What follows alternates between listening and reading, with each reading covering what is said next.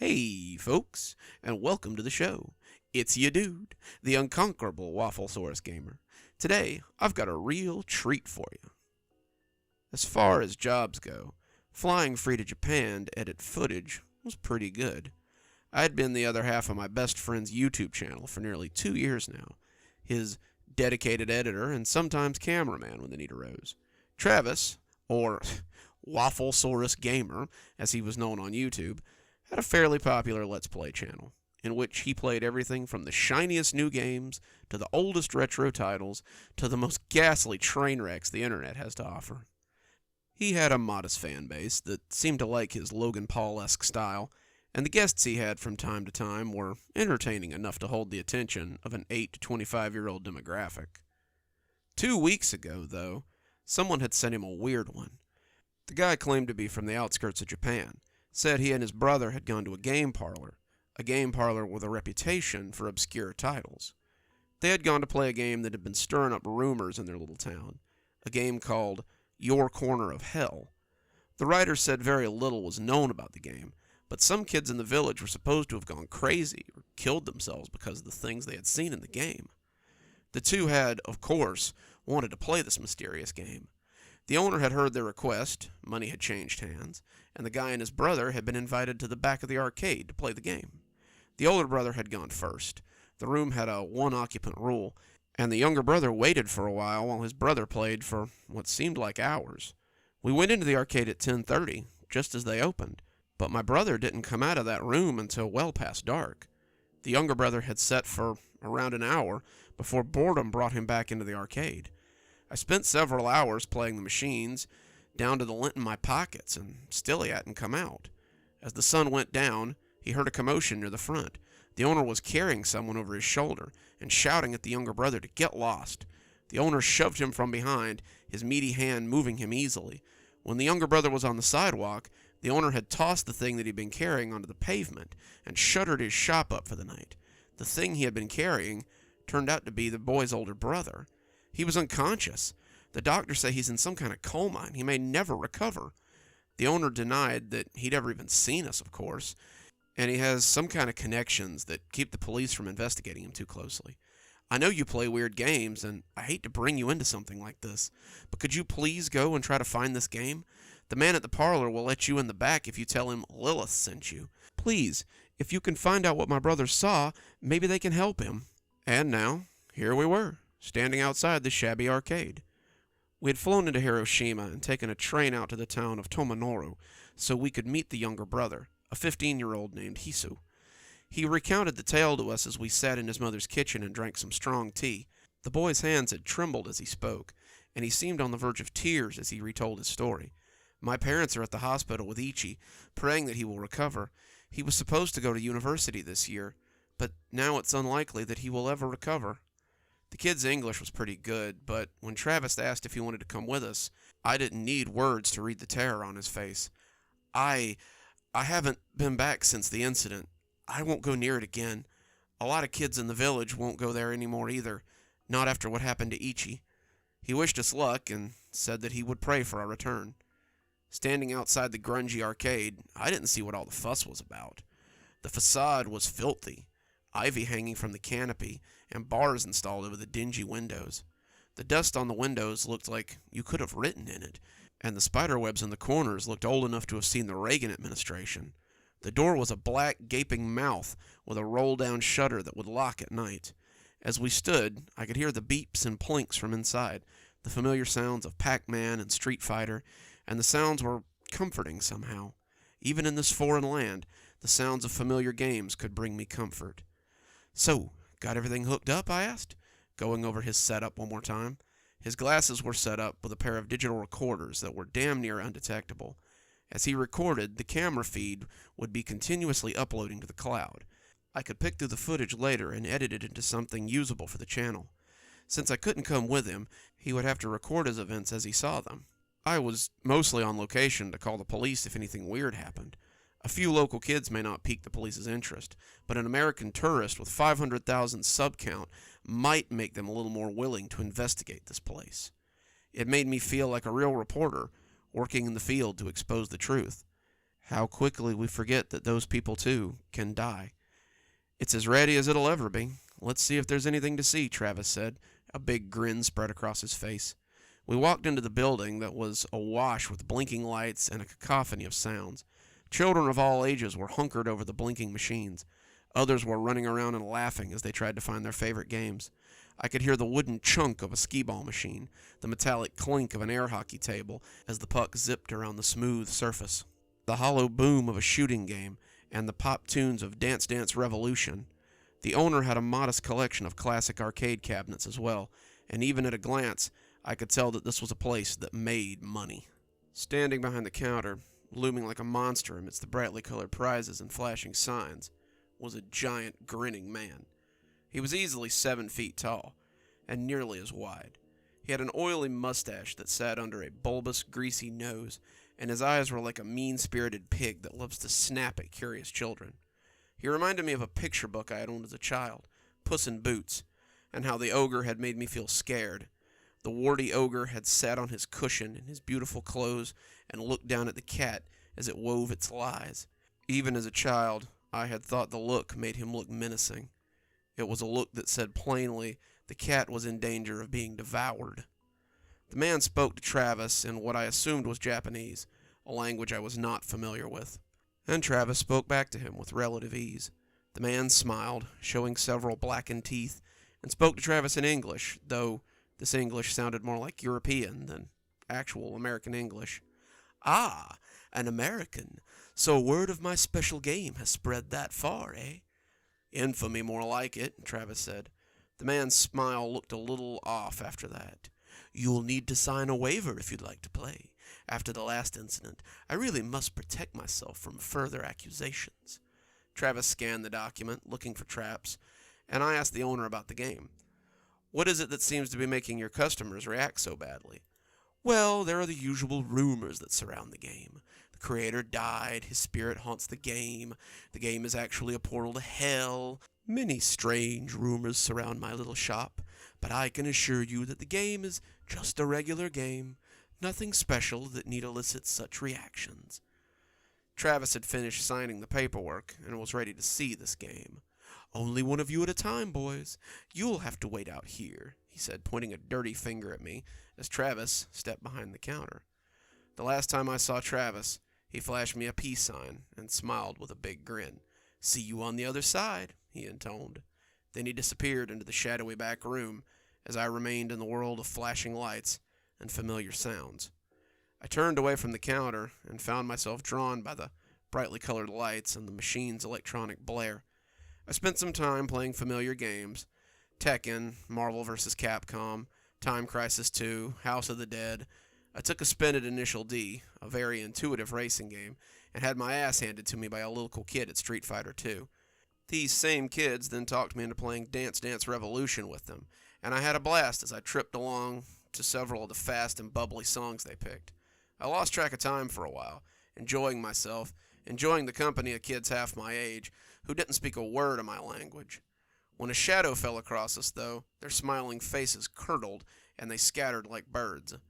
I looked up from some unpronounceable game that hadn't made it to America and found the owner standing over me, 2 large men flanking him. He looked angry, his face wooden yet still smiling, and he told me to get my things and leave. I was shocked. Was he kicking me out? Had I violated some unknown rule? I had easily spent $50 in this place, and the idea that he was here to pull me out made no sense. I'm here with my friend, the one in the back. I'll leave when he finishes his... He's gone. He broke a costly machine and left out the back. Now I want you gone, too, before I call the authorities." "Wait," I stammered. "Which way did he go? I'm a stranger here. I don't know any..." But it seemed they weren't here to negotiate with me. The 2 large men had me under the arms in a heartbeat, and before I knew it, I was half drugged, half carried from the shop. They deposited me onto the sidewalk with a distinct lack of grace, and the owner stood in the doorway as I got up and stood with confusion. "You and your friend are banned. Leave the premises before I call the authorities," he said, evenly, before slamming the shutter down in my face. That's how I came to be outside the dingy shop without Travis, half a world from home with no clue how to get back. I had no choice but to walk to the Hisawa residence. He was the only person I knew in Tomanoru, and without knowing how to speak the language, I was practically helpless. Hisawa spoke English, Hisawa knew the area, and Hisawa knew the people that lived in the village. Hopefully one of them could help me find Travis, and I could get him through whatever was going on so we could get home. Also, Hisawa had a computer, which I would need to find Travis. Travis had gone to the back wearing the glasses. The camera on those glasses had been uploading to the cloud for the past 5 hours. If I could link up with the cloud, I could watch the video he had uploaded and get some ideas of where he was going. That would allow me to find him and get us both back home. If only it had been that easy. Hisawa, it turned out, wasn't home. His house was locked up, and the lights inside were dark. He had probably gone to see his brother in the hospital, and as dusk began to set, I made my way back into town. I was looking for somewhere, anywhere with Wi-Fi, to access the videos on my phone. It wouldn't be as stable as accessing them from a dedicated connection, but if it helped me find Travis, I didn't care how I went about it. It was getting dark, and I started to worry that I wouldn't find him until morning. When the familiar arches of a McDonald's came into view, I breathed a sigh of relief. They had Wi-Fi, and after purchasing some food, I was pretty hungry after not eating all day, I plopped down in a booth near the back wall and made my way into the file program. The file was there, but the program had stopped updating about 20 minutes ago. That was weird, but if he had wandered off the signal range, it could be that the program couldn't get a connection anymore. I clicked on the file and got 6 hours worth of video. I gasped. Surely I hadn't been in the arcade that long. It didn't feel like I had been in there any time, but my stomach was empty, and I had been known to lose track of time when I was playing games. I ate as the file finished downloading. I had finished my food when a message popped up that the files were ready to view. The video began as we walked on the sidewalk. I heard myself asked if the equipment was working okay. We walked inside, spoke with the owner, and I could hear myself asking questions as Travis looked over the paperwork. He signed, followed the guy into the back, and turned suddenly to treat me to a last look at my worried face. "See you on the other side," he intoned, before turning back and walking into the dim back room. He walked past a line of overstuffed shelves to a hallway with several closed doors. Some of the doors had shadow lights beneath them, shadowy forms doing God knew what, but the man led him to a particular door and opened it with a key. Inside was a sit-down cabinet similar to the old joystick arcade games.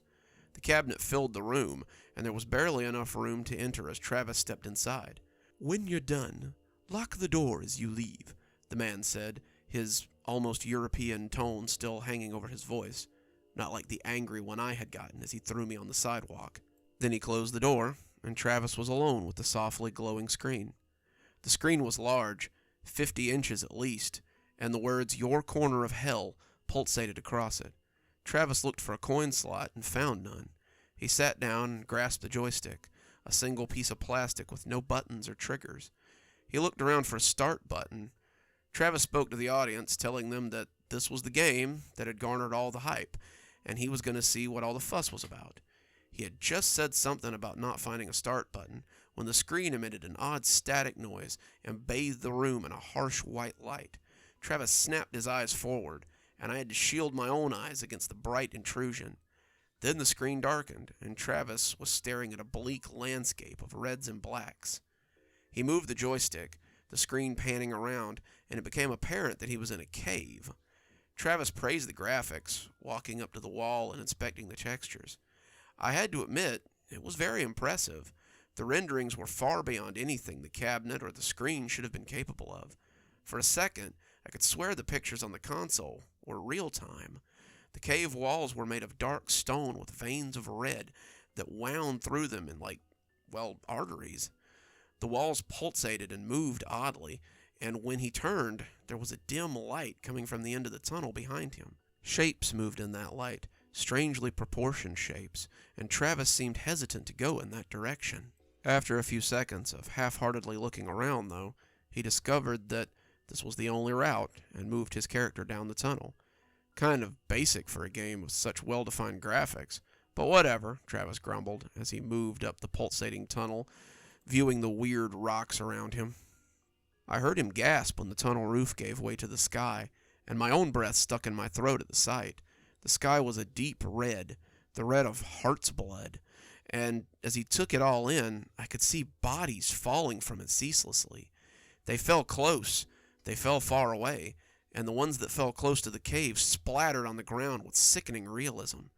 Travis jumped back, startled as the realistic gore splattered across the ground, and I heard him use a word that would have definitely got us demonetized if I wasn't going to edit it out later. I reached for my earbuds as a family lumbered past on their way to the bathroom, the squelching making my stomach flip over a little as it erupted again and again. I didn't want anyone to hear these sounds. Hell, I didn't want to listen to these sounds when it came right down to it. As I slipped my earbuds in, I heard Travis mumbling about the level of gore as a body landed a few feet from him and burst like an overripe fruit. He seemed more intrigued than angry, though. Then, as Travis watched the body, it got up. Its limbs popped grotesquely back into place, and the naked humanoid, bald and sexless, got up and stumbled away from the site of its landing. It ignored Travis, stumbling across the dark sand that covered the ground. I could hear Travis breathing hard as he watched, and after some hesitation, he followed it. It stumbled across the sand, jumping as the hot sand burned its feet, and as it traveled away from the cave, Travis could see it joining groups of other battered bodies. They didn't speak. They grouped out of pure instinct and shuffled along as the black sand gave way to sluggish rivers of living fire. The group seemed to shy away from the fire, and I really couldn't blame them. Something seemed to be moving within the flames, and the group of bodies seemed to know that it was something that wanted to hurt them. Travis followed them, but never joined their group. He seemed to understand that these skittish creatures, humans or not, would be a target for whatever lived here, and their group would attract a lot of attention. As if to prove that point, one of them strayed a little too close to the fire and was ensnared by an arm of living flame that dragged it into the fiery river. The group looked after him, marking his departure, but they neither mourned him or slowed. They kept moving, and I could see other groups moving similarly as Travis used the joystick to look around. "What in the hell is going on with this game?" Travis asked as he followed the group at a safe distance. Am I supposed to follow them? Am I supposed to strike out on my own? I don't get the point here. He decided to follow them, despite their lack of direction, and as they neared a field of sharp black grass, I saw a creature jump out to challenge them. He was average height, his skin a deep maroon, and somehow he reminded me of the shopkeeper at the arcade. He was as wide as he was tall, and he looked at the group with a broad smile on his face. It was a distinctly gobble-you-up sort of smile. It spoke to them in a strange language, completely ignoring Travis as he moved in for a closer look, and some of the creatures stepped forward hesitantly to stand near him. The rest stood their ground, unsure of the stranger or whatever he was offering. It didn't matter. The nets came flying from the grass then, and the creatures yelled in a very human way as they were captured. Some tried to flee, others were resigned to their fate, but none of them tried to fight back. They were sheep, and soon they would be rounded up and taken to wherever it was they were bound. They made piteous noises as the nets fell over them, which seemed to push Travis to action. Travis rushed at the creatures, yelling at them to get the hell away, but since he possessed no weapons, he attempted to run his body into them and stop them from taking the struggling humanoids. He bumped the creatures, foundering against them, and the creatures took no more notice of him than an ant. They had the group rounded up in no time, and when they walked into the grass with their prize, Travis followed them into that sea of blackness. Maybe I'm supposed to follow them, he said, his voice a little frantic. Maybe that's my goal? He moved into the grass like a blind man, losing the creatures almost at once. When he came out, he was alone in a dark world of black sand and endless miles. He traveled into the emptiness, unsure of where he was going. He moved aimlessly, the hellscape never changing, and the falling bodies never ceasing. Travis didn't follow them anymore, though. He seemed to think it was pointless, and as he moved deeper in, I could hear his breathing becoming frantic and unsure. The game was presenting him nothing but a vast world to explore, but he seemed unable to interact with it or alter it. There were no trees to punch, no shelters to make, no goals to accomplish, and the only constant seemed to be the moans of the falling bodies or the distant screams of the unseen. The screams would erupt distantly, sending Travis turning frantically in that direction, before returning to his chosen path. He had seen no one but the creatures and the humanoids they hunted, and he was becoming a little paranoid of the big open landscape.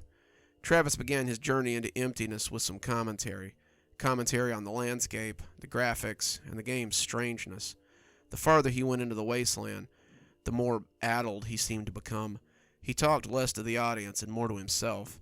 At first it was just idle talk, wondering if he was going the right way or not. But slowly his speech began to descend into mumbling. The screams were starting to get to him, and I was worried that he might be losing it as his camera panned around for what felt like the 1,000th time. I fast-forwarded a little bit.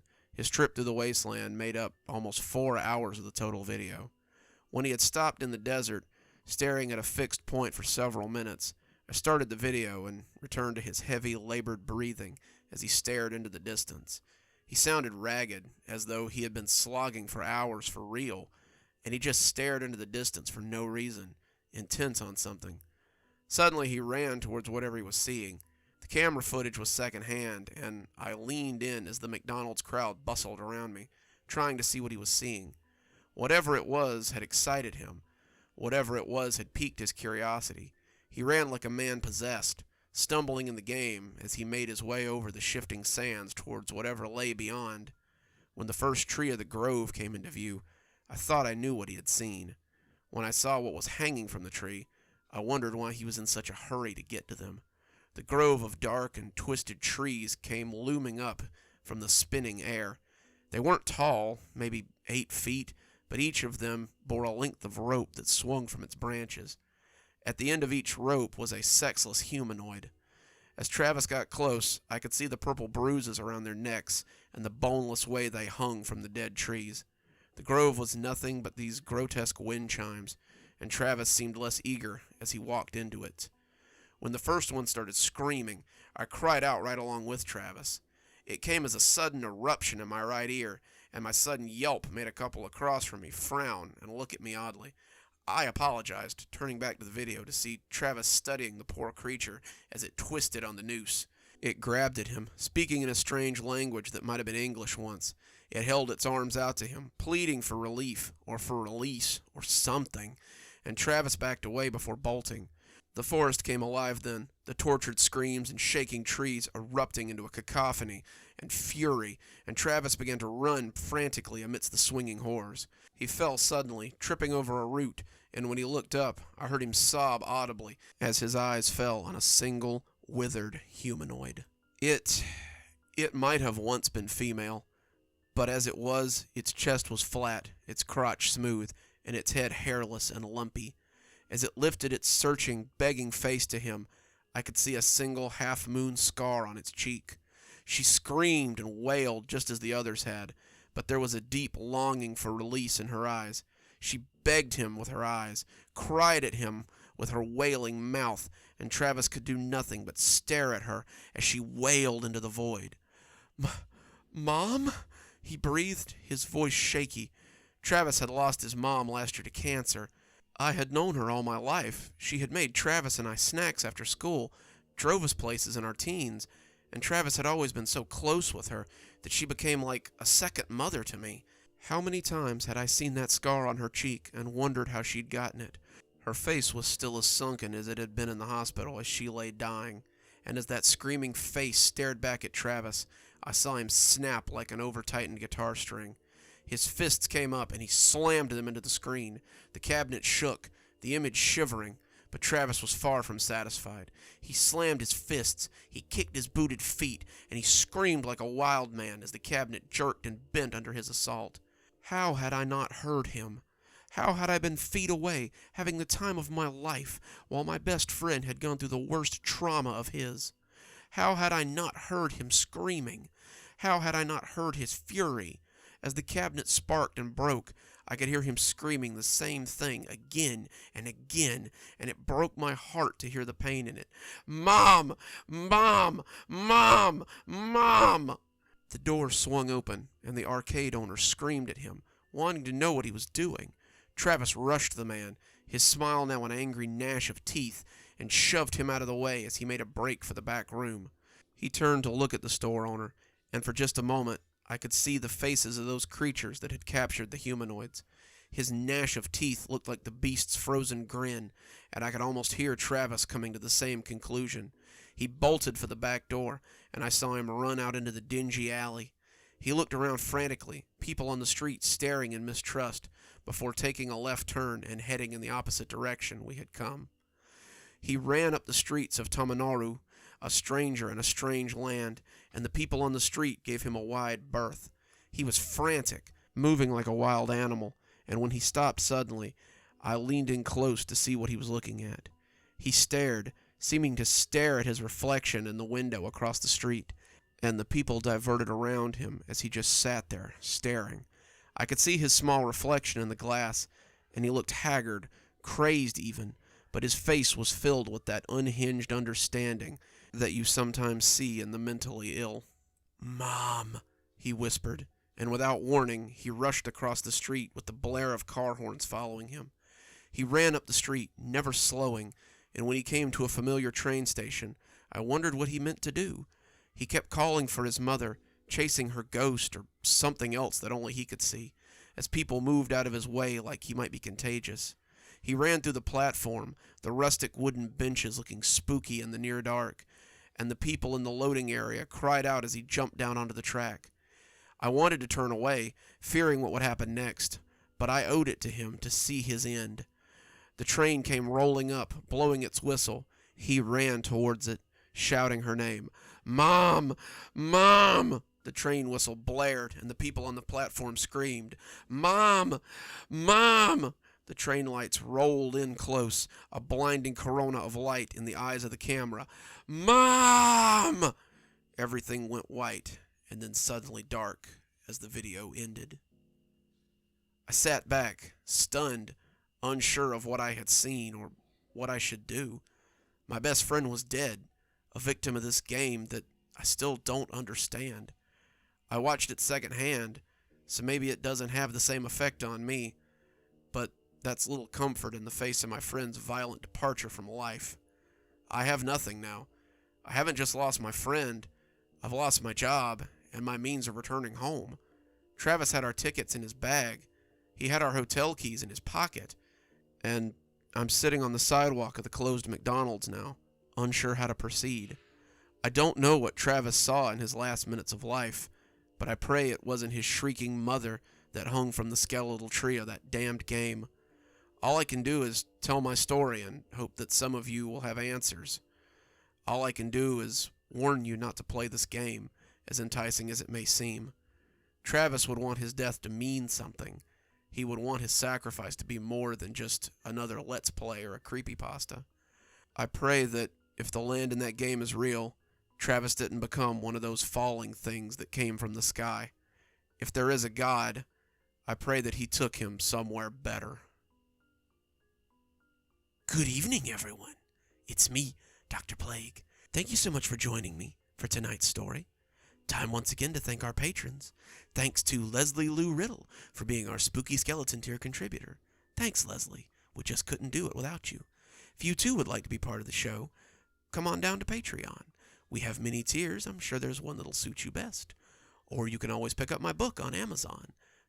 We're reading Dark Vortex right now for our Wednesday story, so come on down and get a copy so you can read along with us. And as always, thanks for stopping by. Dr. Plague, signing off.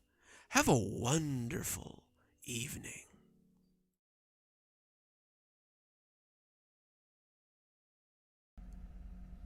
Okay, guys, I need your help with this. It's not a copy pasta, but it is a long read. I feel like my safety or well-being could very well depend on this. This is video game related, specifically Majora's Mask, and this is the creepiest thing that has ever happened to me in my entire life. Having said that, I recently moved into my dorm room, starting as a sophomore in college, and a friend of mine gave me his old N64 to play. I was stoked, to say the least. I could finally play all those old games of my youth that I hadn't touched in at least a decade. His N64 came with one yellow controller and a rather shoddy-looking copy of Super Smash Bros. And while beggars can't be choosers, Needless to say, it didn't take me long until I became bored with beating up level 9 CPUs. That weekend, I decided to drive around a few neighborhoods, about 20 minutes or so off campus, hitting up the local garage sales, hoping to score some good deals from ignorant parents. I ended up picking up a copy of Pokemon Stadium, GoldenEye, that was a big one, F-Zero, and 2 other controllers for about $2. Satisfied, I began to drive out of the neighborhood, when one last house caught my attention. I still have no idea why it did. There were no cars out there, and only one table, set up with a random assortment of junk on it. But something sort of drew me there. I usually trust my gut on these things, so I got out of the car and was greeted by an old man. His outward appearance was, for lack of a better word, displeasing. It was odd. If you asked me to tell you why I thought he was displeasing, I couldn't really pinpoint anything in particular. There was just something about him that put me on edge. I can't explain it. All I can tell you is that if it hadn't been the middle of the afternoon, and there hadn't been other people within shouting distance, I would not have ever approached this man willingly. He flashed a crooked smile at me and asked what I was looking for, and immediately I noticed that he must be blind in one eye. The right eye had that glazed over look about it. I forced myself to look at his left instead, trying not to offend, and asked him if he had any video games. I was already wondering how I could possibly excuse myself from the situation when he told me that he had no idea what a video game was, but to my surprise, he said he had a few of them in an old box. He assured me that he'd be back in a jiffy and turned to head back to the garage. As I watched him hobble away, I couldn't help but notice what he was selling on his table. Littered across it were a rather peculiar painting, various artworks that looked like ink blots that a psychiatrist might show you. Curious, I looked through them. It was obvious why no one was visiting this guy's garage sale. These weren't exactly aesthetically pleasing. As I came to the last one, for some reason, it looked almost like Majora's mask. The same heart-shaped body with little spikes protruding outward. Initially, I just thought that since I was secretly hoping to find that game at one of these garage sales, my internal Freud had projected itself onto the ink blots. But even the events that happened afterward, I'm not so sure about now. I should have asked the man about it. I wish I would have asked him about it. After staring at the Majora-shaped blot, I looked up and the old man was suddenly there again, arm length in front of me, smiling. I'll admit I jumped at a reflex, and I laughed nervously as he handed me a cartridge for the N64 system. It was the standard gray color, except that someone had written Majora on it in black permanent marker. I got butterflies in my stomach as I realized what a coincidence this was, and asked him how much he wanted for it. The old man smiled at me and told me that I could have it for free, that it used to belong to a kid who was about my age that didn't live here anymore. There was something weird about how the man phrased it, but I didn't really pay any attention to it. I was too caught up in not only finding this game, but getting it for free. I reminded myself to be a bit skeptical, since this looked like a pretty shady cartridge, and there was no guarantee that it would work. But then the optimist inside me interjected that maybe it was some kind of beta version or pirated version of the game, and that was all I needed to be back on Cloud 9. I thanked the guy, and he smiled at me as he wished me well, saying, "Goodbye, then." At least, that's what it sounded like. All the way on the car ride home, I had a nagging feeling that the guy had said something else. My fears were confirmed when I booted up the game. To my surprise, it worked just fine, and there was one saved file on it that read simply, Ben. "Goodbye, Ben," he was saying. "Goodbye, Ben," it would appear. I felt bad for the guy, obviously a grandparent and obviously going senile, and I, for one reason or another, reminded him of his grandson, this Ben character. Out of curiosity, I looked at the save file.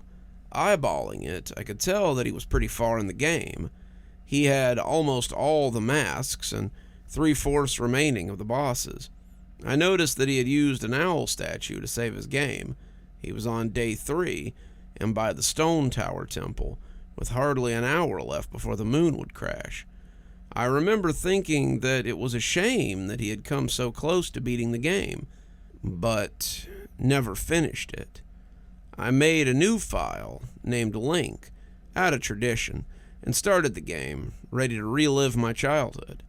For such a shady-looking cartridge, I was impressed at how smooth it ran, literally just like a retail copy of the game, save for a few minor hiccups here and there, like textures being where they shouldn't be, random flashes of cutscenes at odd intervals, but nothing too bad. However, the only thing that was a little unnerving was that at times the NPCs would call me Link, and at other times they would call me Ben. I figured it was just a bug, a fluke in the programming, causing our files to get mixed up or something. It did kind of creep me out, though, and after I had beaten the Woodfall Temple, I regrettably went into the save file and deleted Ben. I had intended to preserve the file, out of respect to the game's original owner. It's not like I needed 2 files, though, hoping that it would solve the problem. It did, and it didn't. Now the NPCs wouldn't call me anything. Where my name should be in the dialogue, there was a blank space. My save file name was still called Link, though. Frustrated and with homework to do, I put the game down and was done for the day. I started playing the game again last night, getting the Lens of Truth and working my way towards completing the Snowhead Temple. Now, some of you more hardcore Majora Mask players know about the 4th day glitch. For those who don't, you can Google it, but the gist of it is, right as the clock hits midnight on the final day, you talk to the astronomer and look through the telescope. If you time it right, the countdown disappears, and you essentially have another day to finish whatever you were doing.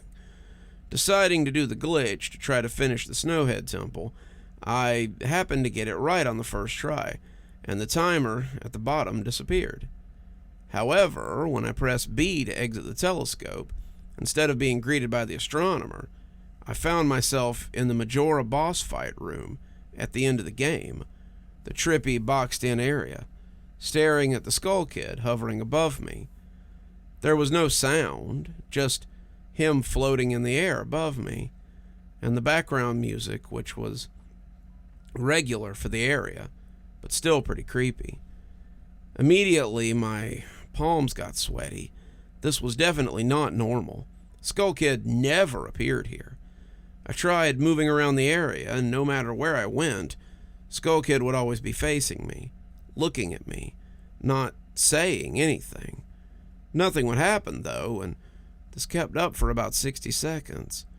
I thought the game had bugged out or something, but I was beginning to doubt that. I was about to reach for the reset button when text appeared on the screen. You're not sure why, but you apparently had a reservation. I instantly recognized the text. You get the message when you get the room key at the Anju on the Stockpot Inn, but why was it playing here? I refused to entertain the notion that it was almost as if the game was trying to communicate with me.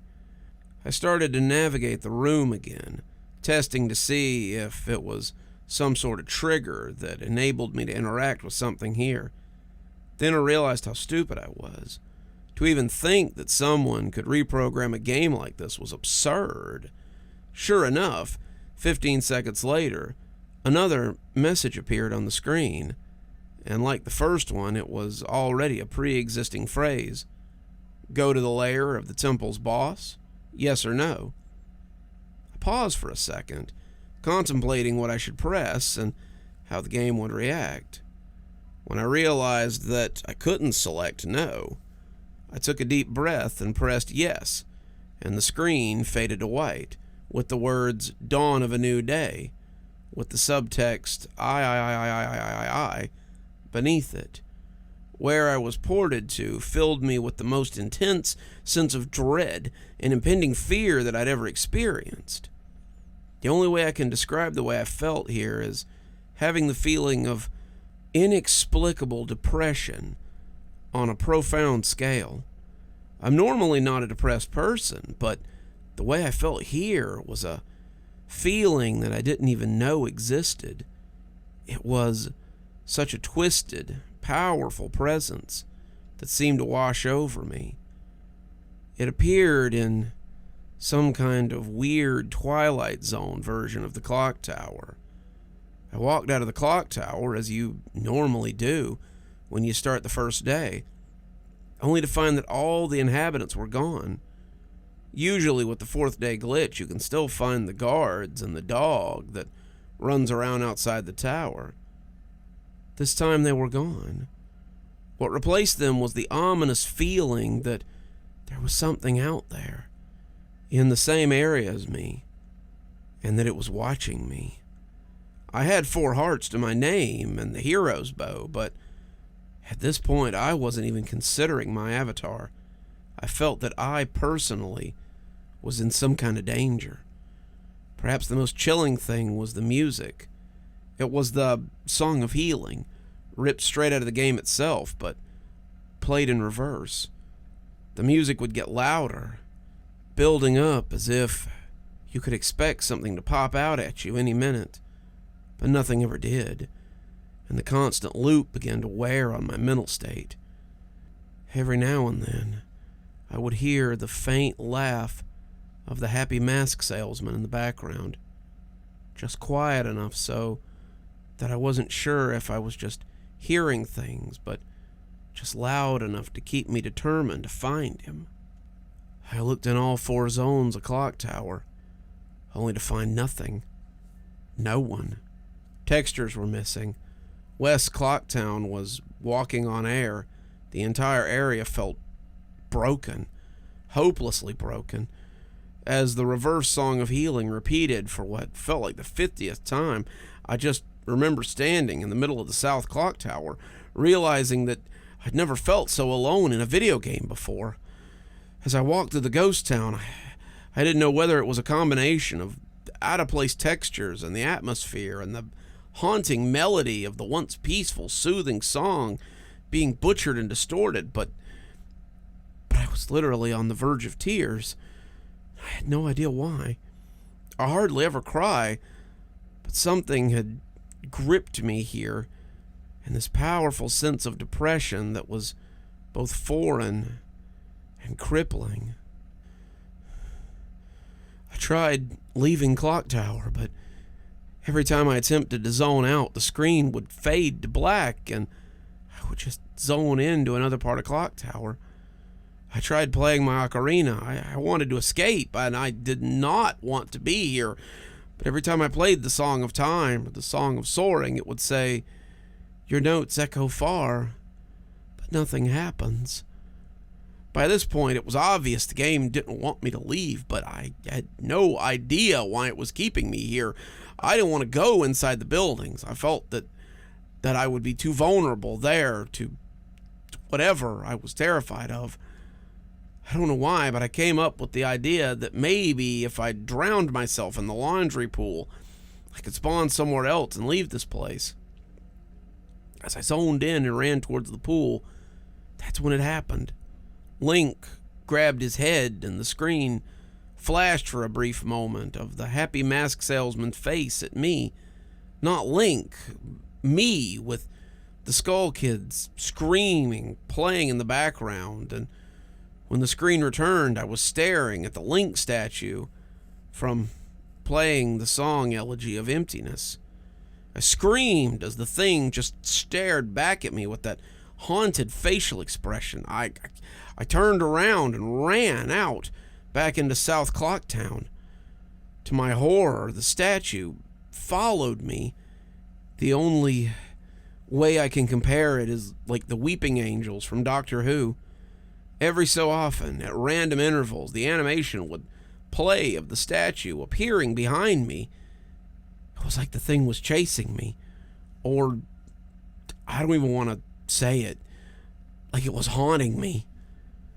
By this point, I was on the verge of hyperventilating, but not even once did I think of turning off the console. I don't know why. I was so wrapped up in it that the terror felt all too real. I tried to shake the statue, but it would literally appear right behind me every single time. Link started to begin to make weird animations I'd never seen before. He would flail his arms around or spasm randomly, and the screen would cut to the happy mask salesman, smiling again for a brief moment before I was face to face with the statue again. I ended up running into the Swordmaster's dojo and ran to the back. I don't know why, but in my panic, I just wanted some kind of assurance that I'm not alone here. To my dismay, I found no one, but as I turned to leave, the statue cornered me in a cubby in the back. I tried attacking the statue, but my sword did nothing to it. Confused and backed into a corner, I stared at the statue, waiting for it to kill me. Suddenly, the screen flashed again to the happy mask salesman, and Link turned to face the screen, standing upright, mirroring the statue, looking at me along with its copy, literally staring at me. Whatever was left of the fourth wall was suddenly shattered while I ran out of the dojo, terrified. Suddenly, the game warped me to an underground tunnel, and the reverse Song of Healing queued up again as I was given a brief moment of rest before the statue started appearing behind me again. It was aggressive this time. I could only take a few steps before it would summon behind me again. I hurriedly made my way out of the tunnel and appeared in the southern clock tower town. As I ran aimlessly in sheer panic, suddenly a re-dead screamed, and the screen faded to black. Dawn of a new day. I appeared again. The screen faded in, and I was standing on top of the clock tower, with Skull Kid hovering over me again, silently. I looked up at the moon, and looming just meters above my head, it hung there. But the Skull Kid just stared at me hauntingly with that mask. A new song was playing. The Stone Tower Temple theme, played in reverse, in some sort of desperate attempt. I equipped my bow and fired off a shot at the Skull Kid, and it actually hit him, and he played an animation of him reeling back. I fired again. On the third arrow, a text box appeared saying, "That won't do any good, hee hee hee hee," and I was picked up off the ground, levitated upward on my back. Then Link screamed as he burst into flames, instantly killing him. I jumped when this happened. I'd never seen this move used by anyone in the game, and the Skull Kid himself didn't have any moves. As the death screen played, my lifeless body still burning, the Skull Kid laughed and the screen faded to black, only to have me reappear in the same place. I decided to charge him, but the same thing happened. Link's body was lifted off the ground by some unknown force and immediately burst into flames again, killing him. This time, during the death screen, the faint sound of the reverse Song of Healing could be heard. On my third and final try, I noticed that there was no music playing this time, that all there was eerie silence. I remembered that in the original encounter with the Skull Kid, you were supposed to use the ocarina to either travel back in time or summon the giants. I attempted to play the Song of Time, but before I could hit the last note, Link's body once again horrifically exploded into flames, and he died. As the death screen neared its end, it began to chug, as if the cartridge was trying to process a lot of something. When the screen came to it, it was the same scene as the first 3 times, except this time Link was lying on the ground, dead in a position I had never seen in a game before, his head tilted towards the camera, with the Skull Kid floating above him. I couldn't move. I couldn't press any buttons. All I could do was just stare at Link's dead body. After about 30 seconds, the game simply faded out with the message, "You've met a terrible fate, haven't you?" before kicking me out to the title screen. Upon getting back to the title screen and starting again, I noticed my save file was no longer there. Instead of Link, it was replaced with Your Turn. Your Turn had 3 hearts, 0 masks, and no items. I selected Your Turn, and immediately when I did, I was returned to the clock tower roof scene of my Link dead and the Skull Kid hovering over, with the Skull Kid's laughter looping again and again. I quickly hit the reset button, and when the game booted up again, there was one more file added below Your Turn, entitled Ben. Ben's save file is right back where it was before I deleted it, at the Stone Tower Temple, with the moon about to come down. I turned the game off at this point. I'm not superstitious, but this is way too messed up, even for me. I haven't played it at all today. Hell, I didn't even get any sleep last night. I kept hearing the reverse song of healing in my head and just remembered the sense of dread I felt exploring Clocktown. I drove back to the old man's house today to ask him some questions with a buddy of mine. No way I was going to go over there alone, only to find out there's a for sale sign in the front yard. When I rang the door, no one was home. So now I'm back writing down the rest of my thoughts and recording what happened. Sorry if it seems that there's a lot of grammatical errors or whatnot. I'm running on no sleep here. I'm terrified of this game, even more so now that I've relived it a second time, writing this all down, but I feel there's still more to it than meets the eye. There's something calling to me to investigate this further. I think Ben is something in this equation, but I don't know what. And if I could get a hold of the old man, then I might be able to find some answers. I need another day or so to recuperate before tackling this game again. It's already taken a toll on my sanity.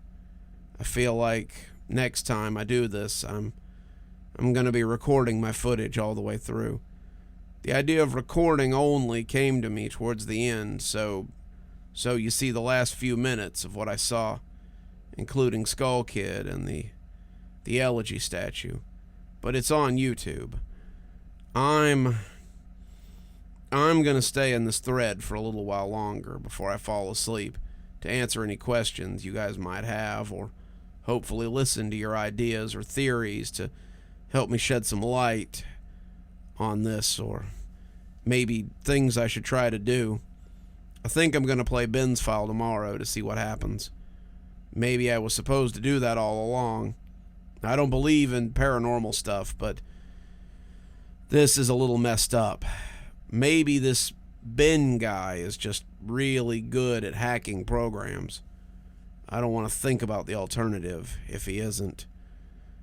That's the end for today. I'm hoping that maybe this is some kind of running gag the developers had, and that other people have gotten gagged or hacked copies of the game like this. This just... it really scares me.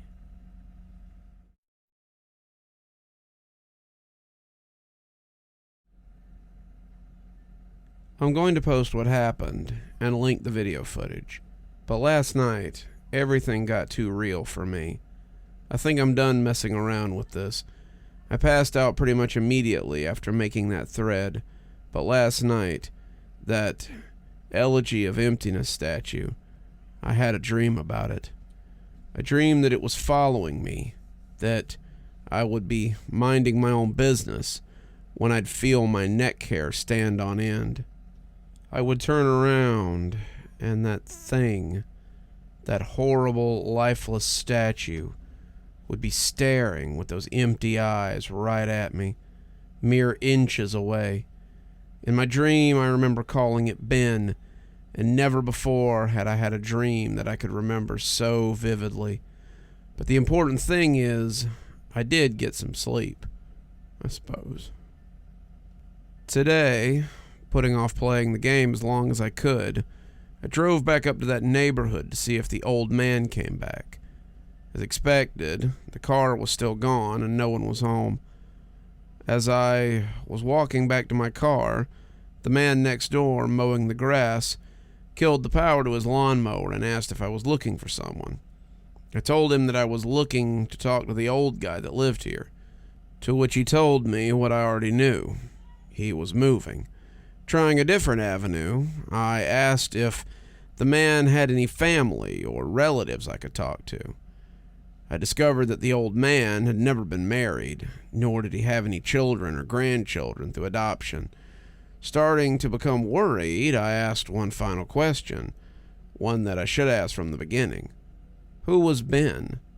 The man's expression turned grim, and I learned that 4 doors down, around 8 years ago, on April 23rd, it was apparently the man's wedding anniversary, and that's how he remembered it so well.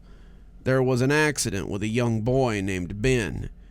Shortly after this, his parents moved away, and despite any further attempts to talk to the man to get more information, he wouldn't say anything.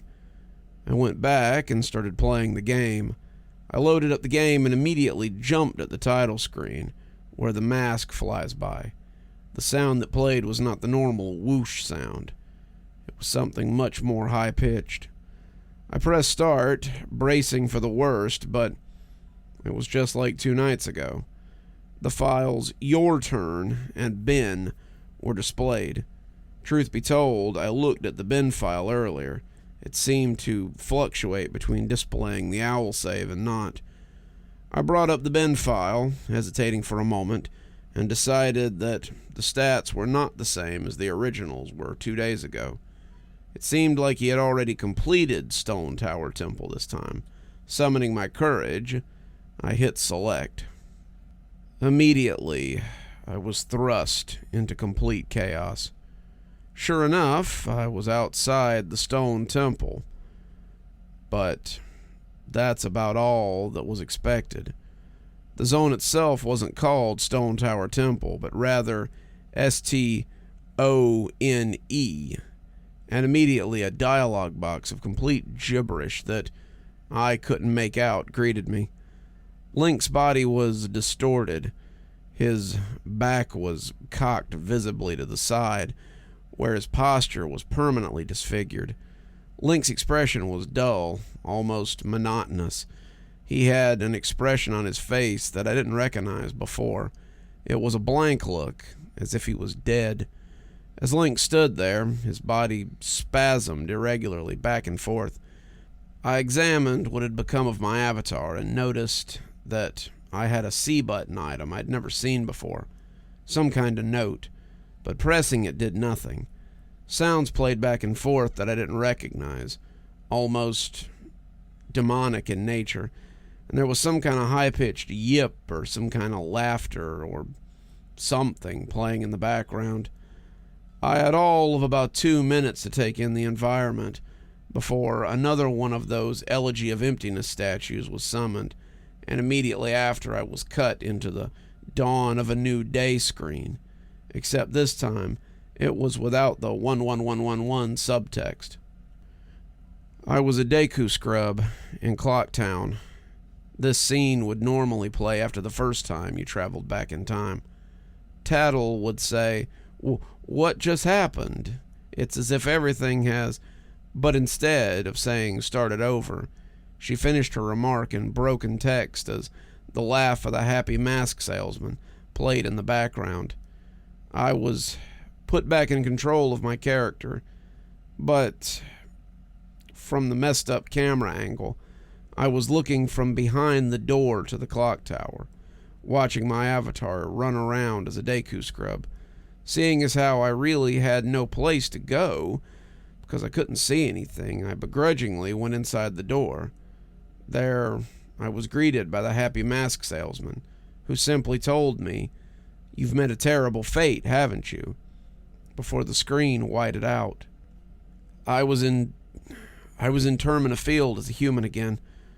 I might as well not have been playing the same game anymore. I was being warped around, and there was no sign of a clock tower or anything.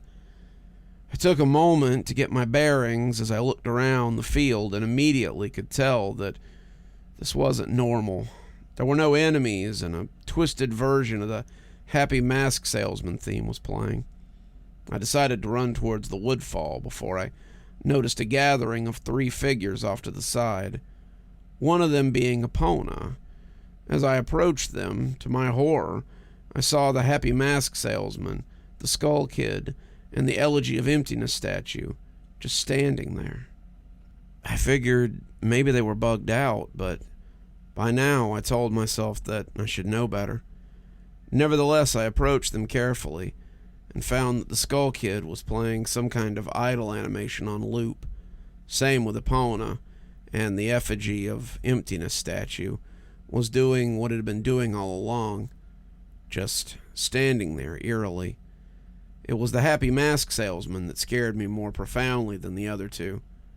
He, too, was idle, wearing that shit-eating grin, but wherever I moved, his head slowly turned and followed me. I had not engaged in any dialogue with him, nor was I in combat with him, yet his head still continued to follow my movements. It reminded me of my first encounter with the Skull Kid on top of the clock tower. I pulled out my ocarina, to which the game played the ding sound when you're supposed to play your ocarina, and tried a song I hadn't played yet, the Happy Mask Salesman's own song, and the song that had been playing on loop back in Day 4, the Song of Healing. I finished playing the song, and as I did, an ear-piercing shriek blasted out of my TV. The sky immediately started flashing. The Happy Mask Salesman's twisted theme song sped up, intensifying the fear inside of me, and Link exploded into flames and died. The 3 figures stayed lit up during my death scene as they watched my lifeless body burn. I can't describe to you how sudden and terrifying the transition from eerie to terror was. You're going to have to watch the video if you want to see it firsthand. The same fear that caused me to lose sleep for 2 days started to grip me again, and I was met with the text, "You've met a horrible fate, haven't you?" for the 3rd time. There has to be some kind of meaning behind that. I had a little time to ponder as I was immediately given another small cutscene of a transforming into a Zora, and now I found myself in the Great Temple Bay. Hesitant but curious to see what the game had in store for me, I slowly made my way towards the beach, where I found Epona. I wondered why the game had decided to put her here. Was the game implying that she was trying to get a drink?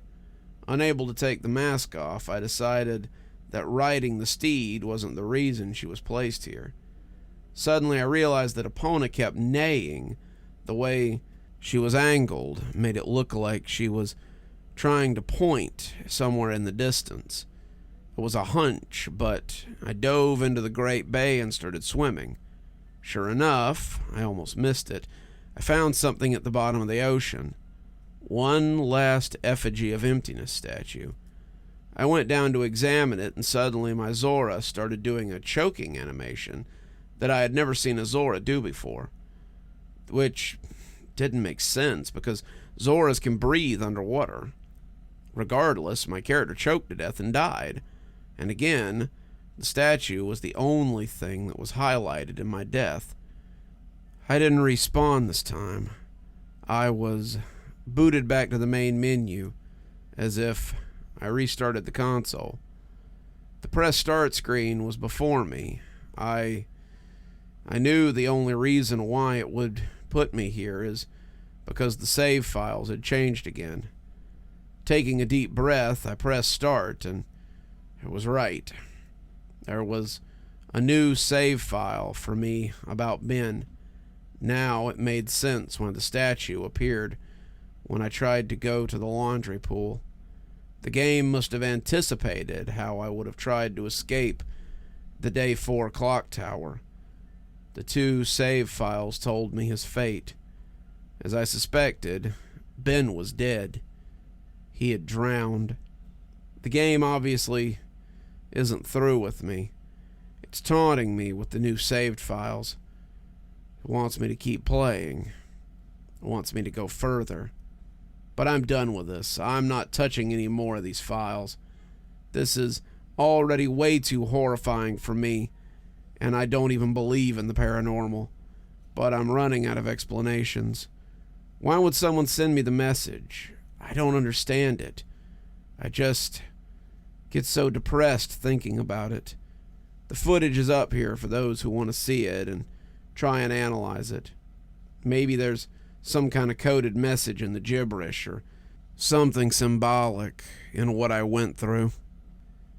I'm too emotionally and mentally drained to mess with this anymore. Update. I know it's early in the morning. I've stayed up all night. I can't sleep. I don't care if people see this. That's not the point anymore. I just want the word to get spread so I don't suffer for nothing. I've lost the will to write about this. The less I dwell on it, the better. I think the video just speaks for itself. I did what you guys told me to do. I played the Elegy of Emptiness song at the first prompt by the game I was given. But I think that's what the game, or Ben, Jesus, can't believe I'm even humoring the absurd idea that he exists in the game, wanted me to do. He's following me now, not just in the game. He's in my dreams. I've stayed in my dorm room with the windows closed and the blinds shut. That way I know he can't watch me. But he still gets me when I play. When I play, he can still see me. The game is scaring me now. It's talking to me for the first time, not just using text that's already in the game. It speaks to me, talks to me. It references Ben. It talked to me. I don't know what it means. I don't know what it wants. I never wanted this. I just want my old life back.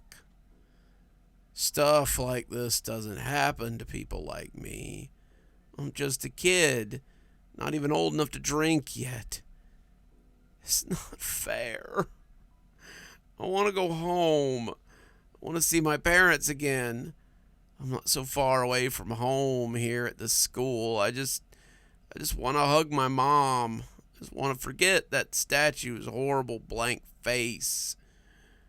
My original game file is back, just the way I left it before it was gone. I don't want to play it anymore. I feel like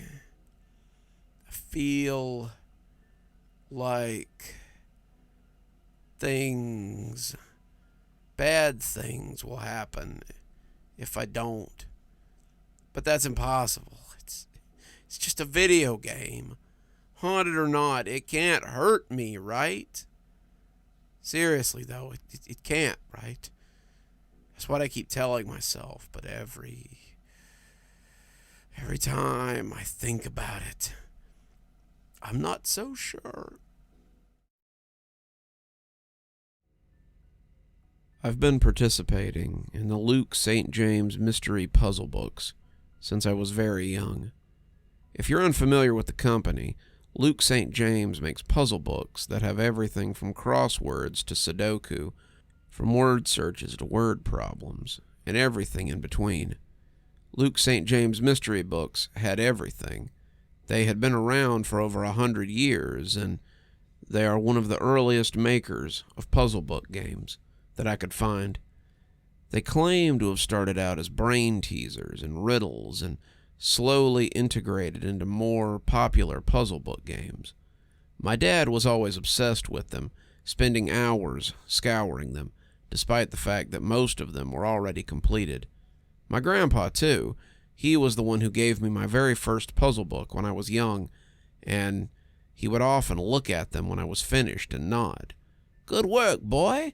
My hands are too unsteady to work the pen anymore, but my mind is still sharp enough to work the answers out." Dad used to look at my answers, too. He would practically rip them out of my hand when I offered the finished books to him, and then he would go over them a page at a time like he was looking for something. I never understood. Dad scared me a little, well, a lot, and he mostly stayed in the back of the house while Mom and I stayed out of his way. Mom said that he hadn't always been like that. She said that he was a very intelligent man, was a gifted mind, and that he had been very charming when she had met him in college. He'd been a teacher at the college after graduating, teaching linguistics and ancient languages, and he had worked for the FBI to crack ciphers and codes when they needed someone knowledgeable. She said he seemed like he was happy, but there was always something on his mind. She would be eating dinner with him, laying in bed, just watching TV, and this look would pass over him like static on a TV screen. She said it was pretty unsettling, but she just assumed that it was something that happened to men who were hyper-intelligent. Then, one day, he came home with a bunch of those St. James puzzle books, right about the time you turned 2, and he never quite climbed out of them. He died last year, and it took us a while to find him. Sometimes Dad wouldn't come out of his study for days on end, and that made his comings and goings hard to track sometimes. Sometimes he wouldn't eat for days, just sitting in the back room and mumbling loud enough that you could hear him from under the door. And then I would wake up the next morning and find Mom cleaning up a bunch of pots and pans where he had woken up and cooked a king-size meal for just himself before heading back to his study. Things like this had gone on for 18 years. I was in college myself before he died, and I think if his accounts hadn't been continuing to pay the bills, Mom would have taken me and left him. So when I went to tell him that dinner was ready one night, and wasn't greeted by the loud mumblings that usually came from beneath his door, I stopped and listened. There was always some sign that Dad was in there. His shadow as he walked fitfully across the floor, the soft mumbling as he worked something out, the creak of the floorboards or his comfy chair, or something that let me know that he was in there. Today there was nothing, silence, and it struck me as wrong.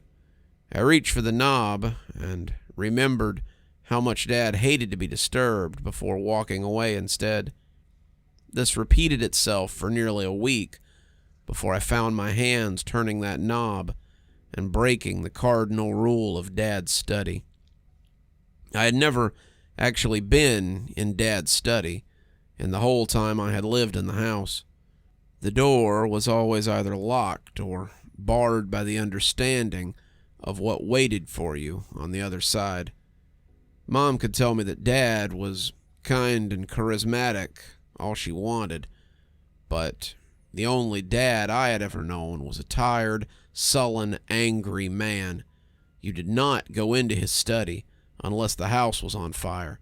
You knocked, you spoke your business, and you left. If you walked in, you got the full brunt of a screaming, spitting, angry jackal who was defending its pups from an intruder. I had only done it once or twice, and both times had been enough to make me never want to open it again.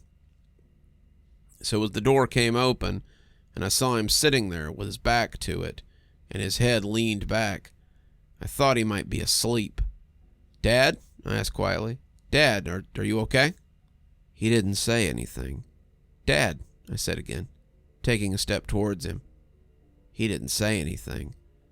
I came up beside him, my anxiety at an all-time high, but when I saw his face, I felt my teeth come together hard. His face was frozen in a look of abject horror, his mouth hanging open in a silent scream. I backed out of the room and called for Mom. He had been dead for about a week, but none of us had known, and we could have gone right on not knowing if I hadn't broken the rules and gone to check on him. It was a small funeral. Dad didn't have any friends, and most of his colleagues at the college had stopped trying to contact him a long time ago. It was a few cousins, my mom, my grandpa, and me. Grandpa is wheelchair-bound, his arthritis so bad that it's motorized, and after the service, Mom asked if he would like to come and stay at the house instead of returning to his nursing home.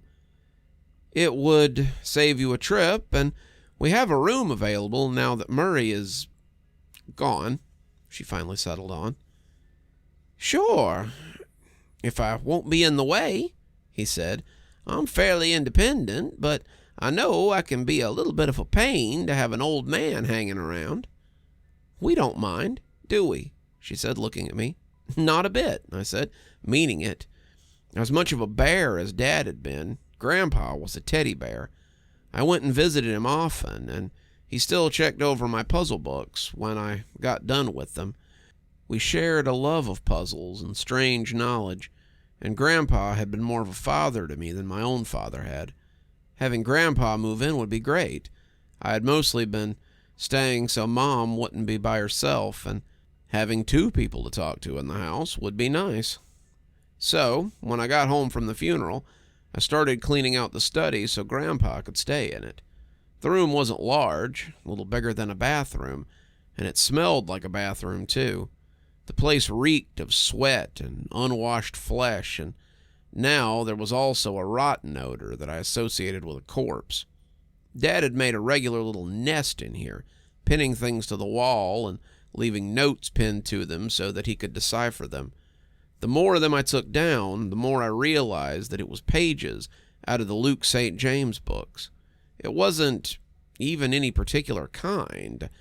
There were crosswords next to Sudoku, next to searches, next to riddles, and so on and so forth. They nearly covered all four walls, covering the windows as well, and as I took them down and put them in a garbage bag, one phrase kept jumping out at me: the Luke St. James mystery giveaway. Dad had written it again and again, and it seemed to be the center of this spider web that he had been papering the walls with. He'd been looking for it for a long time, it would seem, and pretty soon I stopped putting papers in the bag and started taking them back out again. The notes were pretty clear that Dad had been close to discovering whatever this giveaway was, and soon I came to a description of it amidst a myriad of notes. The Luke St. James Mystery Giveaway, a contest devised by the mysterious Luke St. James himself. Luke St. James, world traveler and man of mystery, is said to have hidden the location of a fabulous treasure in the pages of his books. He claims that the last clue would come out of book number 100,000, and then those who participated in the search would have all the clues to find the treasure. The clues are scattered throughout the other workbooks, spanning back to the start of the company and modern day. Whoever deciphers the riddle will discover the greatest treasure the world-traveling man of mystery has ever owned. I looked down at the notes, most of which came with draconian symbols and descriptions, and took them to my room to study them further. After a few hours of trying to make sense of them, I was stumped. I knew what Dad had been searching for now, and he had done a lot of work, but it seemed he had only a few of the answers he needed. I needed a different perspective on this. I needed a partner for this little endeavor. Gramps. He looked up from his chair, sitting in the living room and reading quietly. Yes? Have you ever heard of the Luke St. James mystery giveaway? He went rigid, his eyes going wide. How did you find out about that? There's no way your dad would have told you about it. He didn't, but while I was cleaning out his study, I found all these notes. Seems to be some kind of contest or something, and I think it was what he'd been looking for all this time. Grandpa leaned around the back of his chair, clearly seeing if my mother was paying attention, before wheeling closer. Let's take this conversation somewhere a little more private, kid. He followed me to Dad's study, now divested of its notes and cryptic charts, and closed the door softly behind himself. Yes, I've heard of it. It was I who told your father about it, and I wish I hadn't now. It lit a mania in him, a puzzle that no one had ever solved, and he meant that he would be the one to solve it. I ruined him, and I don't want to ruin you as well. I'd like you to let it go, please. It's not worth it. It never was. But if Dad nearly solved it, I don't believe he did. I don't think anyone has ever solved it, and they never will. Don't let it control you like it controlled him. Just get rid of his notes and pretend that you never read any of it. I gripped the bag a little tighter, not wanting to get rid of it, but as I nodded, I saw Grandpa relax a little. Good. You're doing the right thing, kid. Nothing good can come of it. Keep at your studies and make something of yourself. And let this die. I left with the bag of papers, letting Grandpa explore his new space. I stood at the crossroads in the hallway for a while, looking down at the door that would take me to the garage so I could get out the garbage cans, and then to my own room that would allow me to hang on to them. I loved the puzzles.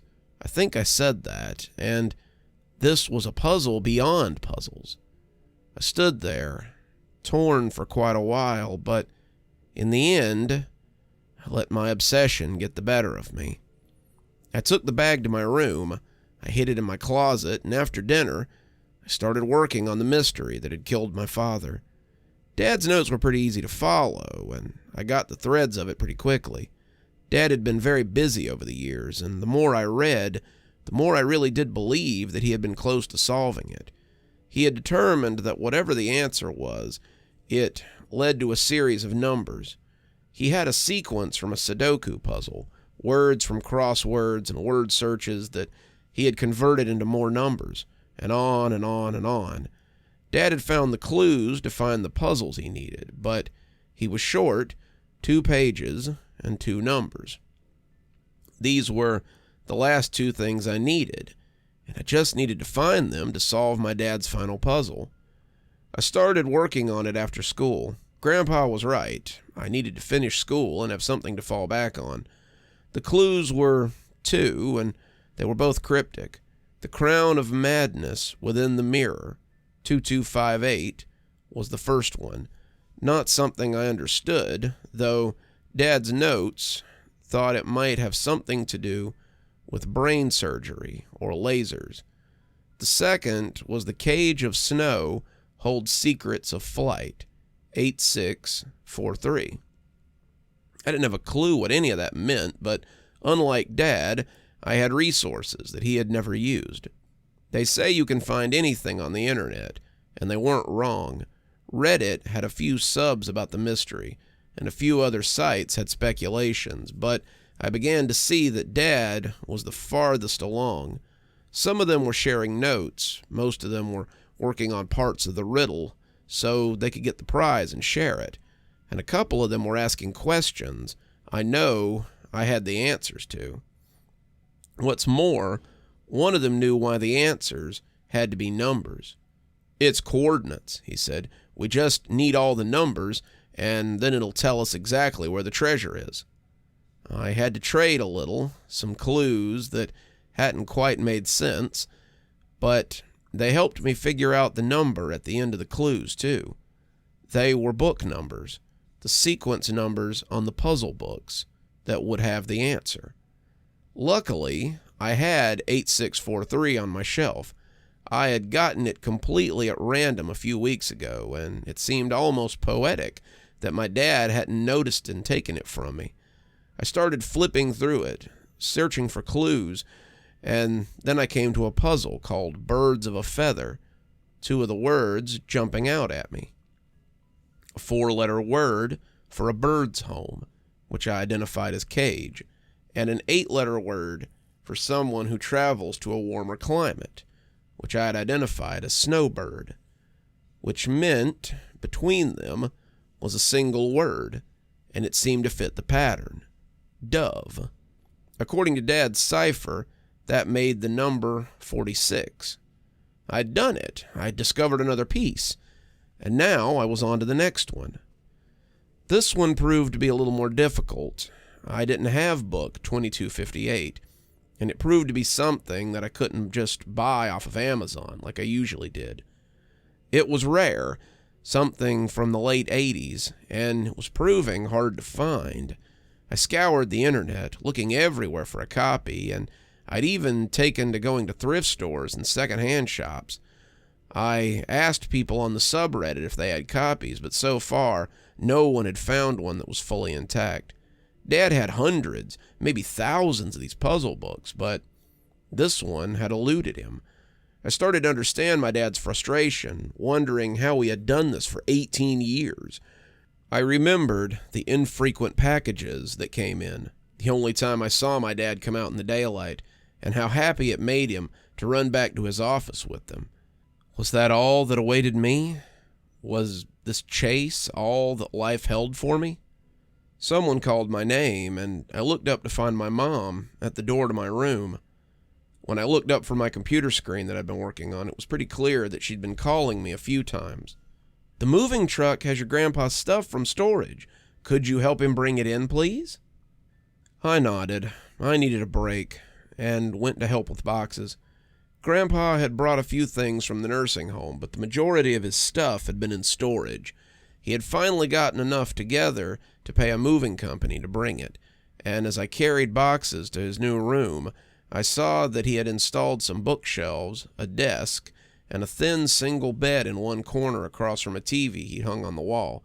The moving guys and I emptied the truck, not a hugely taxing operation, and as the boxes sat stacked against the study wall where my father had worked himself to death, I turned to leave my grandpa to it. "Would you mind helping me unpack a little? It's hard in my chair, and I'm sure the two of us could get it done in no time." I started to tell him I didn't have time, but I decided to take a longer break from the mystery of Luke St. James and his little prize. I unpacked a bunch of knickknacks, some photos of Grandpa and my dad when he was a kid, some old westerns, clothes that were still somehow on the hangers, and a box of jewelry, before I got to the box I seemed to have been looking for. I opened it, and my breath stuck in my throat as I beheld the bounty that lay before me. There were so many, all of them stacked one on top of the other, and I realized that they were mine. The one on top still had my name on it in the unsteady writing of a 5-year-old. Grandpa had kept all of them, every single one that Dad hadn't taken, and he even had some of them that my dad had later discarded. It was a whole box of Luke St. James puzzle books, and I reckoned that he had about 100 or more of them. You thought I just threw them out? Grandpa said with a smile. Nah, kid, I was always proud of your hard work. At first, I was also working on the mystery, but after a while, they just became a source of pride for me. I liked knowing that the cleverness your father and I had always prided ourselves on had carried on to you, and I still am.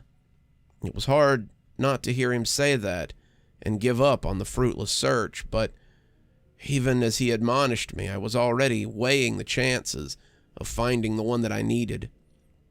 The odds were not in my favor, but I had to try. I took them over to the bookshelf just as I had the westerns and a few pulp novels that he had, and started shelving them. They started in the 1500 range, and that excited me a little. It meant they might hold the one I was after, and my hands were sweating as I took them out. They fluctuated, sometimes jumping by hundreds of volumes, and as I shelved them, Grandpa talked about things that had happened when I was a kid or when my dad was a kid. He became so much background noise, a drone of flies, as I watched the numbers. Grandpa had been nice enough to put them in some kind of order, and as they crept into the 2000s, I got excited all over again. When it went from 252 to 278, I felt like screaming, but a couple of volumes later I found it. Volume 2258 of the Luke St. James mystery books. I had owned it once. I could own it again. Hey, Gramps, could I borrow this one? Grandpa looked at the book questioningly, reading over the cover and getting even more confused. You finished that one when you were 9, kiddo. What do you need it for? Oh, I just want to look at it. I think I remember it, and I want to see it. I guess so, but I don't know why you would need a... Then his face darkened a little as realization hit him.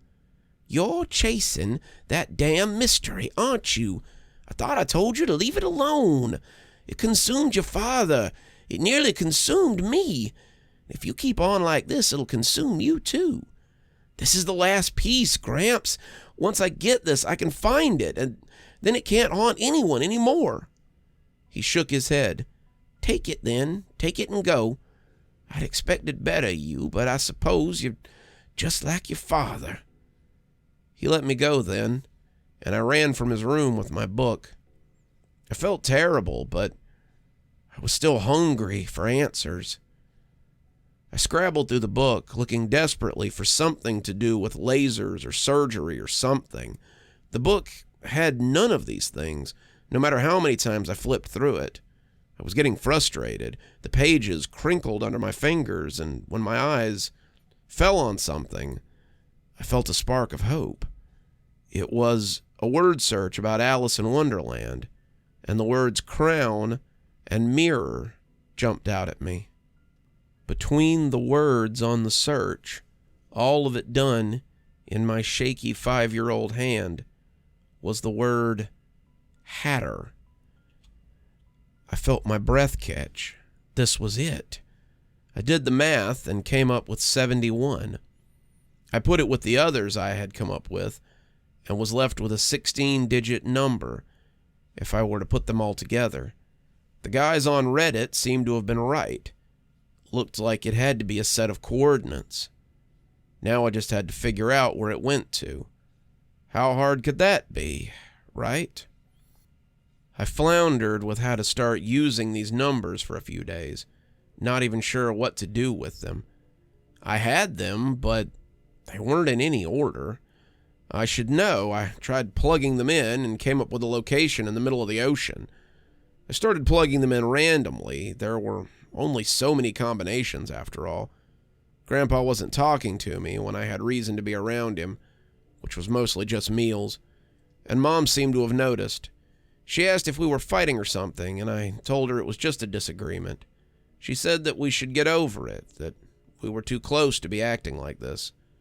I agreed, but I knew that he never would. I was also extremely distracted by my search for the proper coordinates. After 2 months, I had narrowed it down to 3 locations. Most of the coordinates were either for places overseas, which I hoped was not where the treasure was located, locations in the ocean, and a handful of places here in the United States. Of those here in the States, only 3 seemed to be viable. One was on a decommissioned military base. One was in the middle of a mall in the Midwest, and one was a farm near New York. I had narrowed it down by Googling the locations, seeing if there were any relevancy to Luke St. James, and that was how I came to these 3. The military base had been somewhere that he had been taken after an expedition had gone amiss and he needed emergency rescue. The mall had once been a place that had been used to print his earlier books. The farm was somewhere very personal to him, and seemed to have the best claim for a place where he would bury some great treasure. The farm, as it turned out, was his childhood home. He had grown up here with an older brother and his mother, and it had been the place where he had begun devising his puzzles and the things that had made him famous. He published his first book here. Here began his company, and it seemed the right place to look for his treasure. I had a break coming up from school. Spring break was a great time to take a trip, so I packed some things and told my mom I'd be out for a few days. She told me to have fun, but the look my grandpa gave me wasn't his usual disapproving stare. He looked intrigued, as if he wondered if I had found something that had escaped my father and he. I headed out, the farm about 6 hours from here, and as I drove, I couldn't help but wonder what sort of treasure Luke St. James had buried on his family farm. I had already prepared for the inevitability that somebody had found it and just not told anyone. I would find an empty box or an empty crevice, maybe with a note left by whoever had gotten there first. And this would be just a fun story to tell sometime. Grandpa would laugh at me when I told him and say that this was just how things were. Maybe it would mend the hurt feelings between us, something I wanted very badly. It'd be nice to find something else to hyperfixate about. If it wasn't an empty box, though, it could be anything. Luke St. James had been a world traveler, and his treasure could be gold or jewels or even ancient artifacts. It would likely be taken by the New York government once they found out about it, but I was willing to take that chance. It was all about finding it for me, and I was excited to come to the end of the chase. When I came to Cabrier, I got a hotel for the night and started looking for a map of the area. Cabrier is a tiny little town with 2 stoplights and more farms than businesses, but the old guy at the library laughed as he photocopied me a map that looked older than I was. No one needs a map of this place. Not for a long time. There isn't enough of this place to make a map. Someone from the Farm Council made one in the 1960s, and not much has changed since. With the map in hand, I headed to the old St. James farm, now called Reisman Place. The Reismans had a nice spread, about 300 acres they were using to graze cows and sheep on, and the old farmer was sitting on the porch when I pulled up. I saw him sigh, clearly having gone through this before, and as I raised a hand in greeting, he got straight to the point. "I assume you're here to look for that Luke St. James mystery treasure. No, I don't know where it is. No, I haven't found it. No, I don't have any of his stuff. And no, you cannot just go randomly digging around in my field." I nodded. I should have expected that. "Actually, sir, I have coordinates to the treasure. It's in the woods near the edge of your property. I just wanted to ask permission before I went out there and started looking around." I pointed, not really wanting to show him the coordinates, and he nodded. "I got one request," he said, grinning as he pointed to a little shed behind the house. "You mind if I come with you? I've been hearing about this thing for years, and I'd like to at least see it. Hell, you're the first fella who hasn't come out here and just wanted to start digging." I laughed, nodding if I asked if he had an extra shovel. I'd brought a trowel and suddenly felt kind of unprepared. A few minutes later, we were heading out and away from the farm as we headed for the woods. The biography I had listened to while I was working on the location had told me that Luke St. James had played in these woods a lot with his older brother when they were younger, and it was a place he spoke of often as a place he would always treasure. That line had always stood out to me, and it was why I had come here first. The farmer talked the whole way there, telling me about people who had come snooping here. He had tried his hand at the Luke St. James puzzle for a while, but it was a little over his head, he said. Some of them didn't even ask. They just came out here at night and started digging. He had come out one night, the moon full, and found some fella digging in his sheep field. One of them had snuck under the house, digging into the foundation as he looked for anything. He had found him a few days later when he ran out of food. He had just started on a story about the guy who tried to drive a backhoe onto his cow field when we came to the spot that the coordinates said should hold the treasure. It was a little hole in the ground, too small for a large person, but just perfect for a child. We dug around for a little bit, but it appeared that the cave wasn't something that we could just dig into. "I've got a pickaxe," Farmer Reisman said, and as he ran back to the farm, I took out my flashlight and decided to see what was in that little cave. I had already established that I couldn't climb into it and didn't really want to. There could be a deep shaft awaiting me, and having to spend some time in a dark cave with broken bones as I waited for rescue services sounded pretty terrible. I couldn't see much. The hole was oddly shaped, but I decided a picture might be just as good. I hung the phone down, snapped a photo, and then I brought it back up.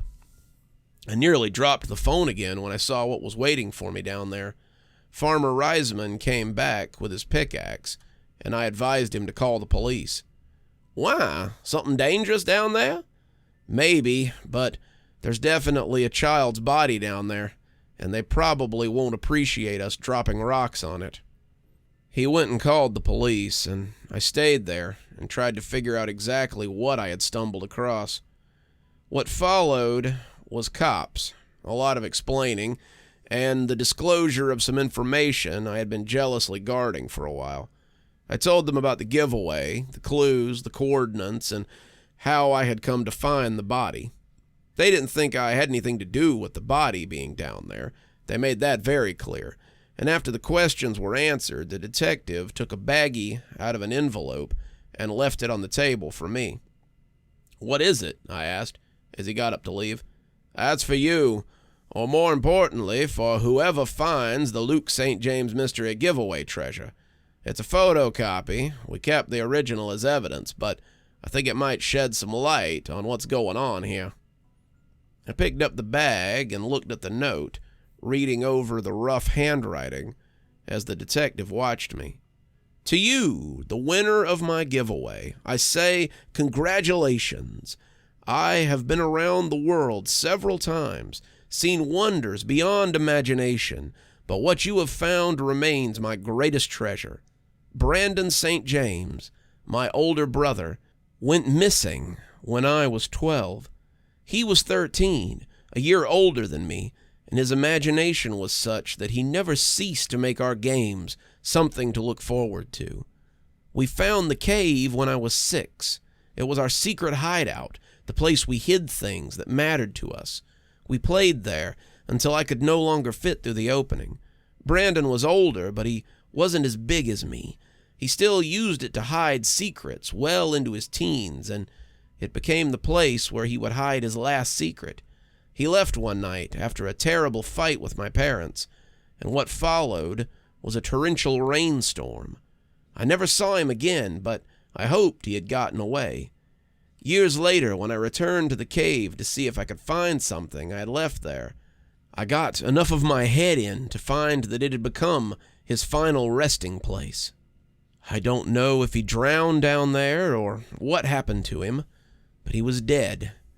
I left him there, never telling a soul about what had happened to him.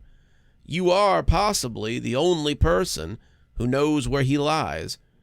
I mourned my brother. His imagination made me want to make puzzles and games and riddles for imaginative children and adults.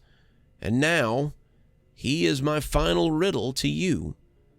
I hope you enjoyed discovering his tomb, because by the time you find him, I too will be in the ground. Thank you for your efforts, and please, stay curious. Luke St. James, Esquire. I sat there for a long time, just looking at the note and trying to figure out what to do with all this. In the end, I took my prize and went home. I still had the picture of the skeleton and the note with his signature, and decided to post it in hopes of ending the mystery. My grandpa and I had a long talk about it, and he congratulated me for solving the mystery. You did something neither me or your father could accomplish. I'm sorry that I held it against you. Good job, boy. Good job. I don't think anybody online really believed me. I'm pretty sure that most of them are still looking for it, even though I've posted the coordinates and the final answers. Let them search if that's what they want to do. For them, the chase goes on, but for me, that's all there is. So there you are, all you who seek the treasure of Luke St. James. It died before many of you were born, in a hole in the ground.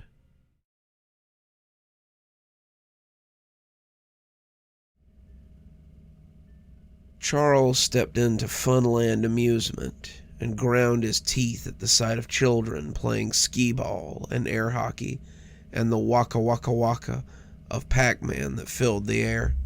The great Gizmo, reduced to playing chess in a place like this. The owner started to say something to the well-dressed gentleman, but Charles waved him off. He didn't need directions. He and Gizmo were old friends, and he could practically smell the old gypsy from here. That was one of those words his great-great-grandchildren would have told him was a cancelable offense, but Charles didn't care. Much like the great Gizmo, Charles was from a different age. Charles had first met Gizmo in 1919, when the world was still new and things made sense.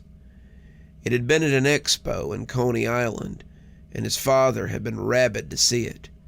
They say it's from Europe, and it's been touring since the 1800s. It's supposed to play chess like a grandmaster, Charlie boy, and they claim it's never been beaten. I want you to be the first one to do it, kiddo. Charlie's father had been a trainman, an engineer, and a grease monkey who had never gotten farther than the 5th grade. He had learned everything he knew at the side of better men, but he knew Charlie was special. Charles was 9 and already doing high school math, and not just reading Shakespeare, but understanding what he meant, doing numbers good enough to get a job at the broker's house if he wanted it. His father wouldn't hear of it, though. No genius son of his was going to run numbers for bingo boys, not when he could get an education and get away from this cesspool. Education, Charlie, that's what's going to lift you above the rest of us. Higher learning is what's going to get you a better life than your old man. One thing his dad did love, though, was chess. Most of the train guys knew the typical games: cards, dice, checkers, chess. But Charlie's dad had loved the game best of all. He was no grand master, barely above a novice, but he had taught Charles everything he knew about it from a very young age. Charles had absorbed it like a sponge. He was one of the best in the boroughs, maybe one of the best in the city, and he'd taken 3rd in the Central Park chess finals just last year. And that was against guys 3 times your age, kid, his dad had crowed. Now, he wanted his son to take on the great Gizmo. The exhibition was taking place in a big tent not far from the show hall, and it was standing room only. Lots of people wanted to see this machine that could beat a man at chess, and they all wanted a turn to try it out. Most of them wouldn't, Charlie knew, but they wanted the chance to watch it beat better men than them so they could feel superior for a little while. Charles didn't intend to give them the satisfaction. The man who'd introduced the thing was dressed in a crisp red and white striped suit, his flat-topped hat making him look like a carnival barker. He had thumped his cane and called the crowd to order, his eyes roving the men and women as if searching for the right victim. "Ladies and gentlemen, what I have here is the most amazing technical marvel of the last century. He has bested kings, geniuses, and politicians in the art of chess, and is looking for his next challenge. Ladies and gentlemen, I present to you the great Gizmo." Charles hadn't been terribly impressed when the man tore back the tarp to reveal the thing. It looked like a fortune teller, dressed in a long red robe with a turban on its head, boasting a tall feather and a large gem with many facets. It had a beard, a long mustachio that dripped with rings and bells, and a pair of far too expressive eyes. It moved jerkily, like something made of wires, and the people oohed and awed over it, impressed. "Now then, who will be the first to test its staggering strategy? Only $5 for the chance to best the great Gizmo." Charlie's father had started to step forward, but Charles put a hand on his arm. "Let's watch for a moment, Dad. I want to see how he plays." "You sure?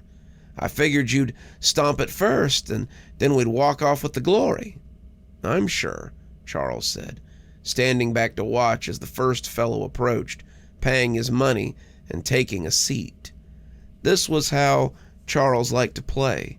First came the observation period, where he watched and made plans. He liked to stand back, blending in with the crowd so he could take the measure of his opponents. People rarely realized you were studying their moves, planning counter moves, and when you stepped up and trounced them, they never saw it coming. That was always his favorite part, watching their time-tested strategies fall apart as they played on and destroyed themselves by second-guessing their abilities. That hadn't happened that day in the tent at Coney Island. As much as he watched, and as much as he learned, Charles never quite understood the strategies at play with the great Gizmo. He stuck to no gambits, he initiated no set strategy, and he was neither aggressive nor careful. He answered their moves with the best counter move available every time, and he never failed to thwart them. After 5 others had been embarrassed, to the general amusement of the crowd, Charles decided it was his turn. "A kid?" the barker asked. "Mister, I'll take your money, but I hate to steal from a man." His father had puffed up at that. "Charlie's a chess prodigy. He'll whip your metal man." And so Charles took his seat, setting eye to glass eye with the thing, and the game began. Charles would play a lot of chess in his lifetime, but he would never play a game quite that one-sided again. The great Gizmo thwarted him at every move, countered his counters, ran circles around him, and by the end, Charles wasn't sure he had put up any sort of fight at all. He had a middling collection of pieces, barely anything, and Gizmo had everything. "Checkmate," the thing had rasped, its voice full of secret humor, and Charles had nodded before walking away in defeat. "No sweat, Charlie boy," his father had assured him. "Damn creepy thing's a cheat anyway. That's what it is, just a cheatin' bit of nothing." Charles hadn't said anything, but he had made a vow to beat the pile of wires next time the chance arose. Charles saw the great Gizmo sitting in the back of the arcade, forgotten and unused. He didn't know how much the owner had paid for it, but he doubted it was making it back. The great Gizmo was a relic. No one came to the arcade to play chess anymore. There was a little placard in front of him telling his history, and a sign that asked patrons not to damage the object. The camera overhead likely helped with that, but there was likely more to it than that. The great Gizmo looked like something that shouldn't exist, something that flew in the face of this uncanny valley that his great-grandson talked about sometimes, and people found it off-putting. Charles, however, was used to it. "Do you remember me?" he asked, putting a quarter in as the thing shuddered and seemed to look up at him. Its robes were faded, its feather ragged, but its eyes were still intelligent. "Charles," it croaked, just as it had on that long-ago day. Charles had been in his second year of high school when he met the great Gizmo for the second time. School was more of a formality than anything. He could pass any test that a college entrance board could throw at him, but they wouldn't give him the chance until he had a diploma. He was 16, a true prodigy now, and his chess skills had only increased over the years. He had taken Ruby Fawn to the fair that year, and that was where he saw the sign proclaiming the great Gizmo would be in attendance. He had drugged her over to the tent, the girl saying that she didn't want to see that creepy old thing, but he wanted a second chance at it. His father was still working in the grease pits of the train yard, but he knew his face would light up when he heard how his son had bested his old chess rival. The stakes had increased in 7 years, it seemed. It was now $8 to play the champ, but the winner got a $50 cash prize. $50 was a lot of money in 1926, but Charles wanted the satisfaction of besting this thing more than anything. Despite what his father wanted, he had been running numbers for John McClure and his gang for over a year, and some well-placed bets had left him flush with cash. "Good luck, young man," said the barker, and Charles was surprised to find that it was the same barker as before. Time had not been kind to him. His suit was now faded, his hat frayed around the rim, and he'd put on weight which bulged around the middle and made the suit roll, spoiling the uniform direction of the stripes. Despite that, it was still him, and he grinned at Charles as he took his familiar seat. This time, the match was a little different. Charles had increased in skill, and he saw through many of the traps Gizmo set for him. The audience whispered quietly behind him, believing that the great Gizmo had met his match, but the real show was just beginning. Charles had taken several key pieces, and as he took a second rook, the thing's eyes sparkled, and it bent down as if to whisper something to him. The crowd would not have heard it. Its voice was too low, but the great Gizmo whispered a secret to Charles that would stick with him forever. "Charles, this will not be our last game. We will play 8 more times before the end." It was given in a tone of absolute certainty, not an offhanded statement made to get more of Charles's hard-earned money. Charles looked mystified, not sure if he had actually heard what the thing had said, and it caused him to flub his next move and lose a piece he had not wanted to. Charles persevered, however, pressing on and taking more pieces, and just as he believed that victory was within his grasp, the thing spoke again. "Charles, you will live far longer than you may wish to." Again, it was spoken in that tone of absolute assuredness, and it caused Charles to miss what would have been obvious. The great Gizmo won after 2 more moves, and Charles was again defeated. "Better luck next time," said the barker, and even Charles's date told him that he had done really well. Charles knew that he would never be great until he beat this machine, though. The pieces appeared. Charles set his up, and they began what would be their fourth game. Charles, strategically meeting the machine's offensive plays with his own practiced gambits, would gladly admit that the 3 games he had played against the great Gizmo had improved his chess game more than any other matches he had ever played. Charles had faced old-timers in the park, grand masters at chess tournaments, and everything in between. Despite it all, the great Gizmo never ceased to amaze and test his skill. Charles tried not to think of that last match. It was a match where Charles had done the one thing he promised he would never do. He had cheated. The great Gizmo had become something of a mania in him after he had lost to it a second time. He'd gone to college, married his sweetheart, and began a job that paid well and wasn't terribly difficult. With his business acumen, Charles had been placed as the manager of a textile mill. Soon, he had bought it and was running the mill himself. Charles had turned the profits completely around after he had purchased the mill, seeing what the owner was doing wrong and fixing it when the mill belonged to him.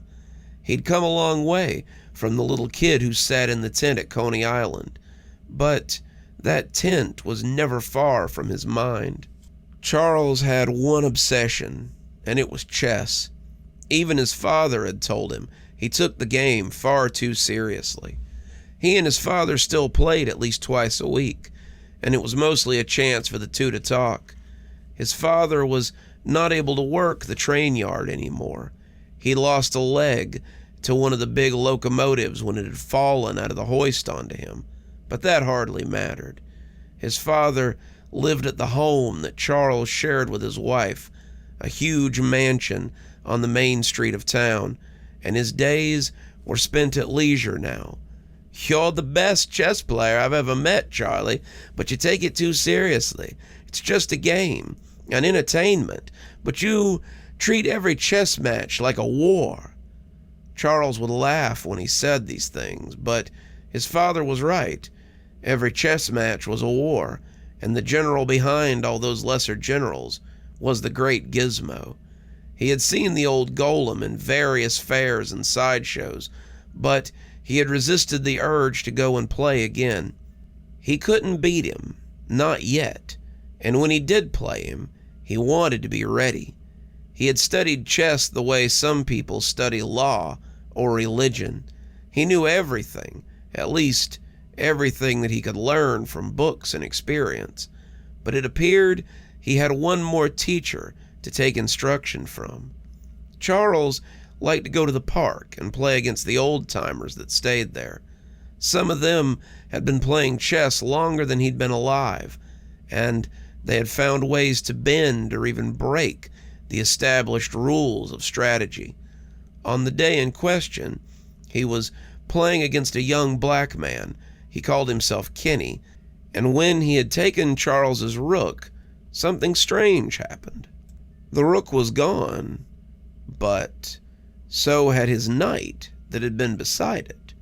Charles knew the knight had been there, but when he looked across the board, he saw that it was sitting beside the rook on Kenny's side. He still won the match. Charles was at a point where he could win with nearly any 4 pieces on the board, but when they played again, he reached out and caught Kenny by the wrist as he went to take his castle off the board. In his hand was a pawn as well, and Kenny grinned like it was all a big joke. Charles wasn't mad, though. On the contrary. The move had been so quick, so smooth, that he hadn't even seen it the first time. He wondered if it would work for a creature that did not possess sight. It might be just the edge that he was looking for. "Hey, man, we ain't playing for money or nothing. There's no need to get upset over it." "Show me," Charles asked, and Kenny was more than happy to oblige. Kenny showed him the move, telling him the piece he palmed always had to be on the right of the piece that you would take. If it's on the left, they focus on that piece. If it's on the right, though, then the piece is practically hidden by the one you just put down. You can't hesitate. It's got to be a smooth move. But if you're quick enough, and you're sure enough, it's damn near undetectable. Charles practiced the move for hours, even using it against his own father, something he felt guilty about. He could do it without hesitation, without being noticed, and he was proud of his progress, despite the trickery. He was practicing it for 2 years before he got the chance to take on the great Gizmo again. By then, Charles was a master of not just chess, but of that little sleight of hand. He hadn't dared use it at any of the chess tournaments. The refs were just too vigilant, as were the players. But in casual games, as well as at the park, he had become undetectable by any but the most observant. He was good enough to do it without hesitation, and when he opened his paper and saw a squib that the great Gizmo would be at Coney Island that weekend, right before going overseas for a 10-year tour, he knew this would be his chance. There was no fee to play against it this time. The barker was still there, but he looked a little less jolly these days. He was an old, fat man who had grown sour and less jovial. He looked interested in being gone from here, in getting to where he would be paid more for the show. He told Charles to take a spot in line, and as the players took their turns, many of them people Charles had bested already, they were quickly turned away with a defeat at the hands of the golem. The great Gizmo looked downright dapper as he sat there, seeing that the man had gotten him a new robe and a feather for his journey. The eyes still sparkled knowingly, however, and Charles settled himself so as not to be thrown by any declaration of future knowledge this time. The pieces came out, and the game began. Charles did well at first. He was cutting a path through the great Gizmo's defenses, and the thing again told him they would play 8 more times before the end.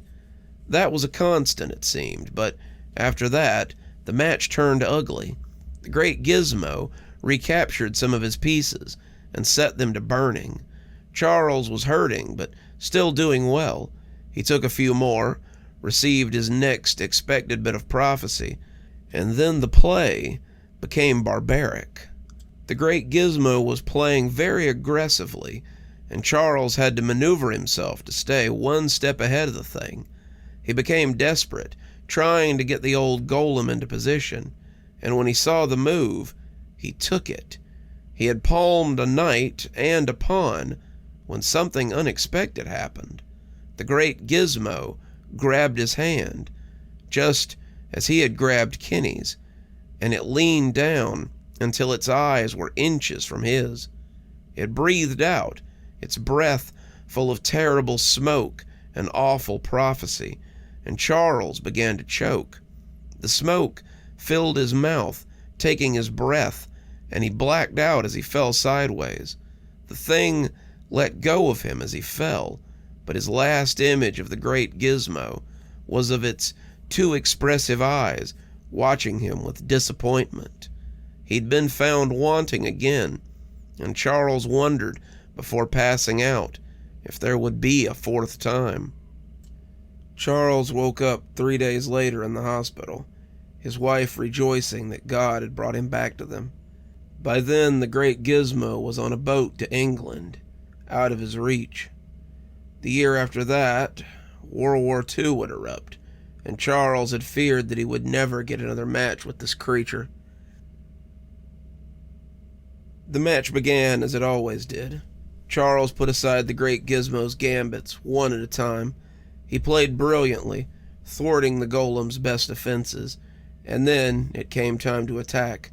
He cut the great Gizmo to shreds, his line all a tatter, and when he told him that they would play 8 games before the end, Charles knew he was advancing well. He He had lost barely any pieces of his own, and as the thing began to set its later plans in order, he almost laughed. This was proving to be too easy. The great Gizmo and the Barker had been in Poland when it fell to the Blitzkrieg, and the great Gizmo had dropped off the face of the earth for a while. Charles had actually enlisted after Pearl Harbor, but not for any sense of patriotism. He had a mania growing in him, and it had been growing for years. He knew where the thing had last been, and he meant that he would find the Barker and his mysterious machine. The Army was glad to have him, and his time in college made it easy to become an officer after basic training. They offered him a desk job, something in shipping, but he turned them down. If he wanted to find the great Gizmo, he would have to go to war. He had fought at Normandy and Paris and 100 other skirmishes, and that was where he discovered something astounding. Despite the danger that Charles put himself in, he didn't die. Charles was never more than slightly wounded, a scratch or a bruise, but sustained no lasting damage. He wondered how this could be, but then he remembered the words of the great Gizmo. "You will live far longer than you may wish to." He returned home after the war, but the old construct never returned to America. It took a while for his contacts to get back on their feet, but eventually what he got were rumors and hearsay. He heard that Hitler had taken the thing, adding it to his collection of objects he believed to be supernatural. He heard it had been destroyed in a bombing run over Paris. He heard one of MacArthur's generals had taken it as a spoil of war, and many other unbelievable things. After the war, it was supposed to have been taken to Jordan, then to Egypt, to Russia, to South Africa, and finally back to Europe. But he never could substantiate these things. And all the while, Charles grew older, less sturdy, but he never died. He was over 100 years old now, 106 to be precise, but he could pass for a robust 50 most of the time. He had buried his wife, all 3 of his children, 2 of his grandchildren as well. He'd lost his youngest son to Vietnam and his oldest grandson to the Iraq War. He was trying to keep his great-grandson from enlisting. They all seemed to want to follow in his footsteps, but they couldn't grasp that he had not done this for his country. "Checkmate," he spat viciously as he conquered his old rival. He had gone to war not for his wife or the baby in her arms, or even for the one holding her hand. He had gone to war for this metal monstrosity and the evil prophecy that it held. "Well played," it intoned, and he hated the sense of pride that filled him at those words. "You may ask one question, any question, and I will answer it for you. You have defeated the great Gizmo, and now the secrets of the universe are open to you." Some men would have taken this chance to learn the nature of time, the identity of God, maybe even the night's lotto numbers, but there was only one question that interested Charles. "How much longer will I live?" The great Gizmo sat back a little, seeming to contemplate the question. "You will live for as long as there is a great Gizmo. Our lives are connected by fate, and we shall exist together until we do not." Charles thought about that for a long time, though he supposed he had known all along what the answer would be. The man behind the counter looked startled when the old man approached him and asked to buy the great Gizmo. "That old thing?" he asked, not quite believing it. "It's an antique, buddy. I picked it up in Maine, hoping it would draw in some extra customers, but it never did. Thing creeps people out." "It creeps me out, too, if I'm being honest. I guess I'd sell it to you for $1,500. That's what I paid for it, and I'd like to get at least what I paid back for the damn thing." Charles brought out a money clip and peeled $20 bills. from it. He handed them to the man, saying he would have men here to collect it within the hour. "Hey, pal, you paid me too much. I only wanted—" "The rest is a bonus for finding something I have searched for my whole life." He called the men he had hired to move the thing, and stayed there until they had it secured on the truck. Charles had a spot at the house for it, a room of other treasures that he had found while looking for the old golem.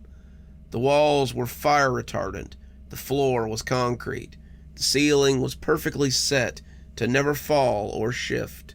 Charles had been keeping a spot for the great Gizmo for years, and now he would keep him and himself for as long as forever would last.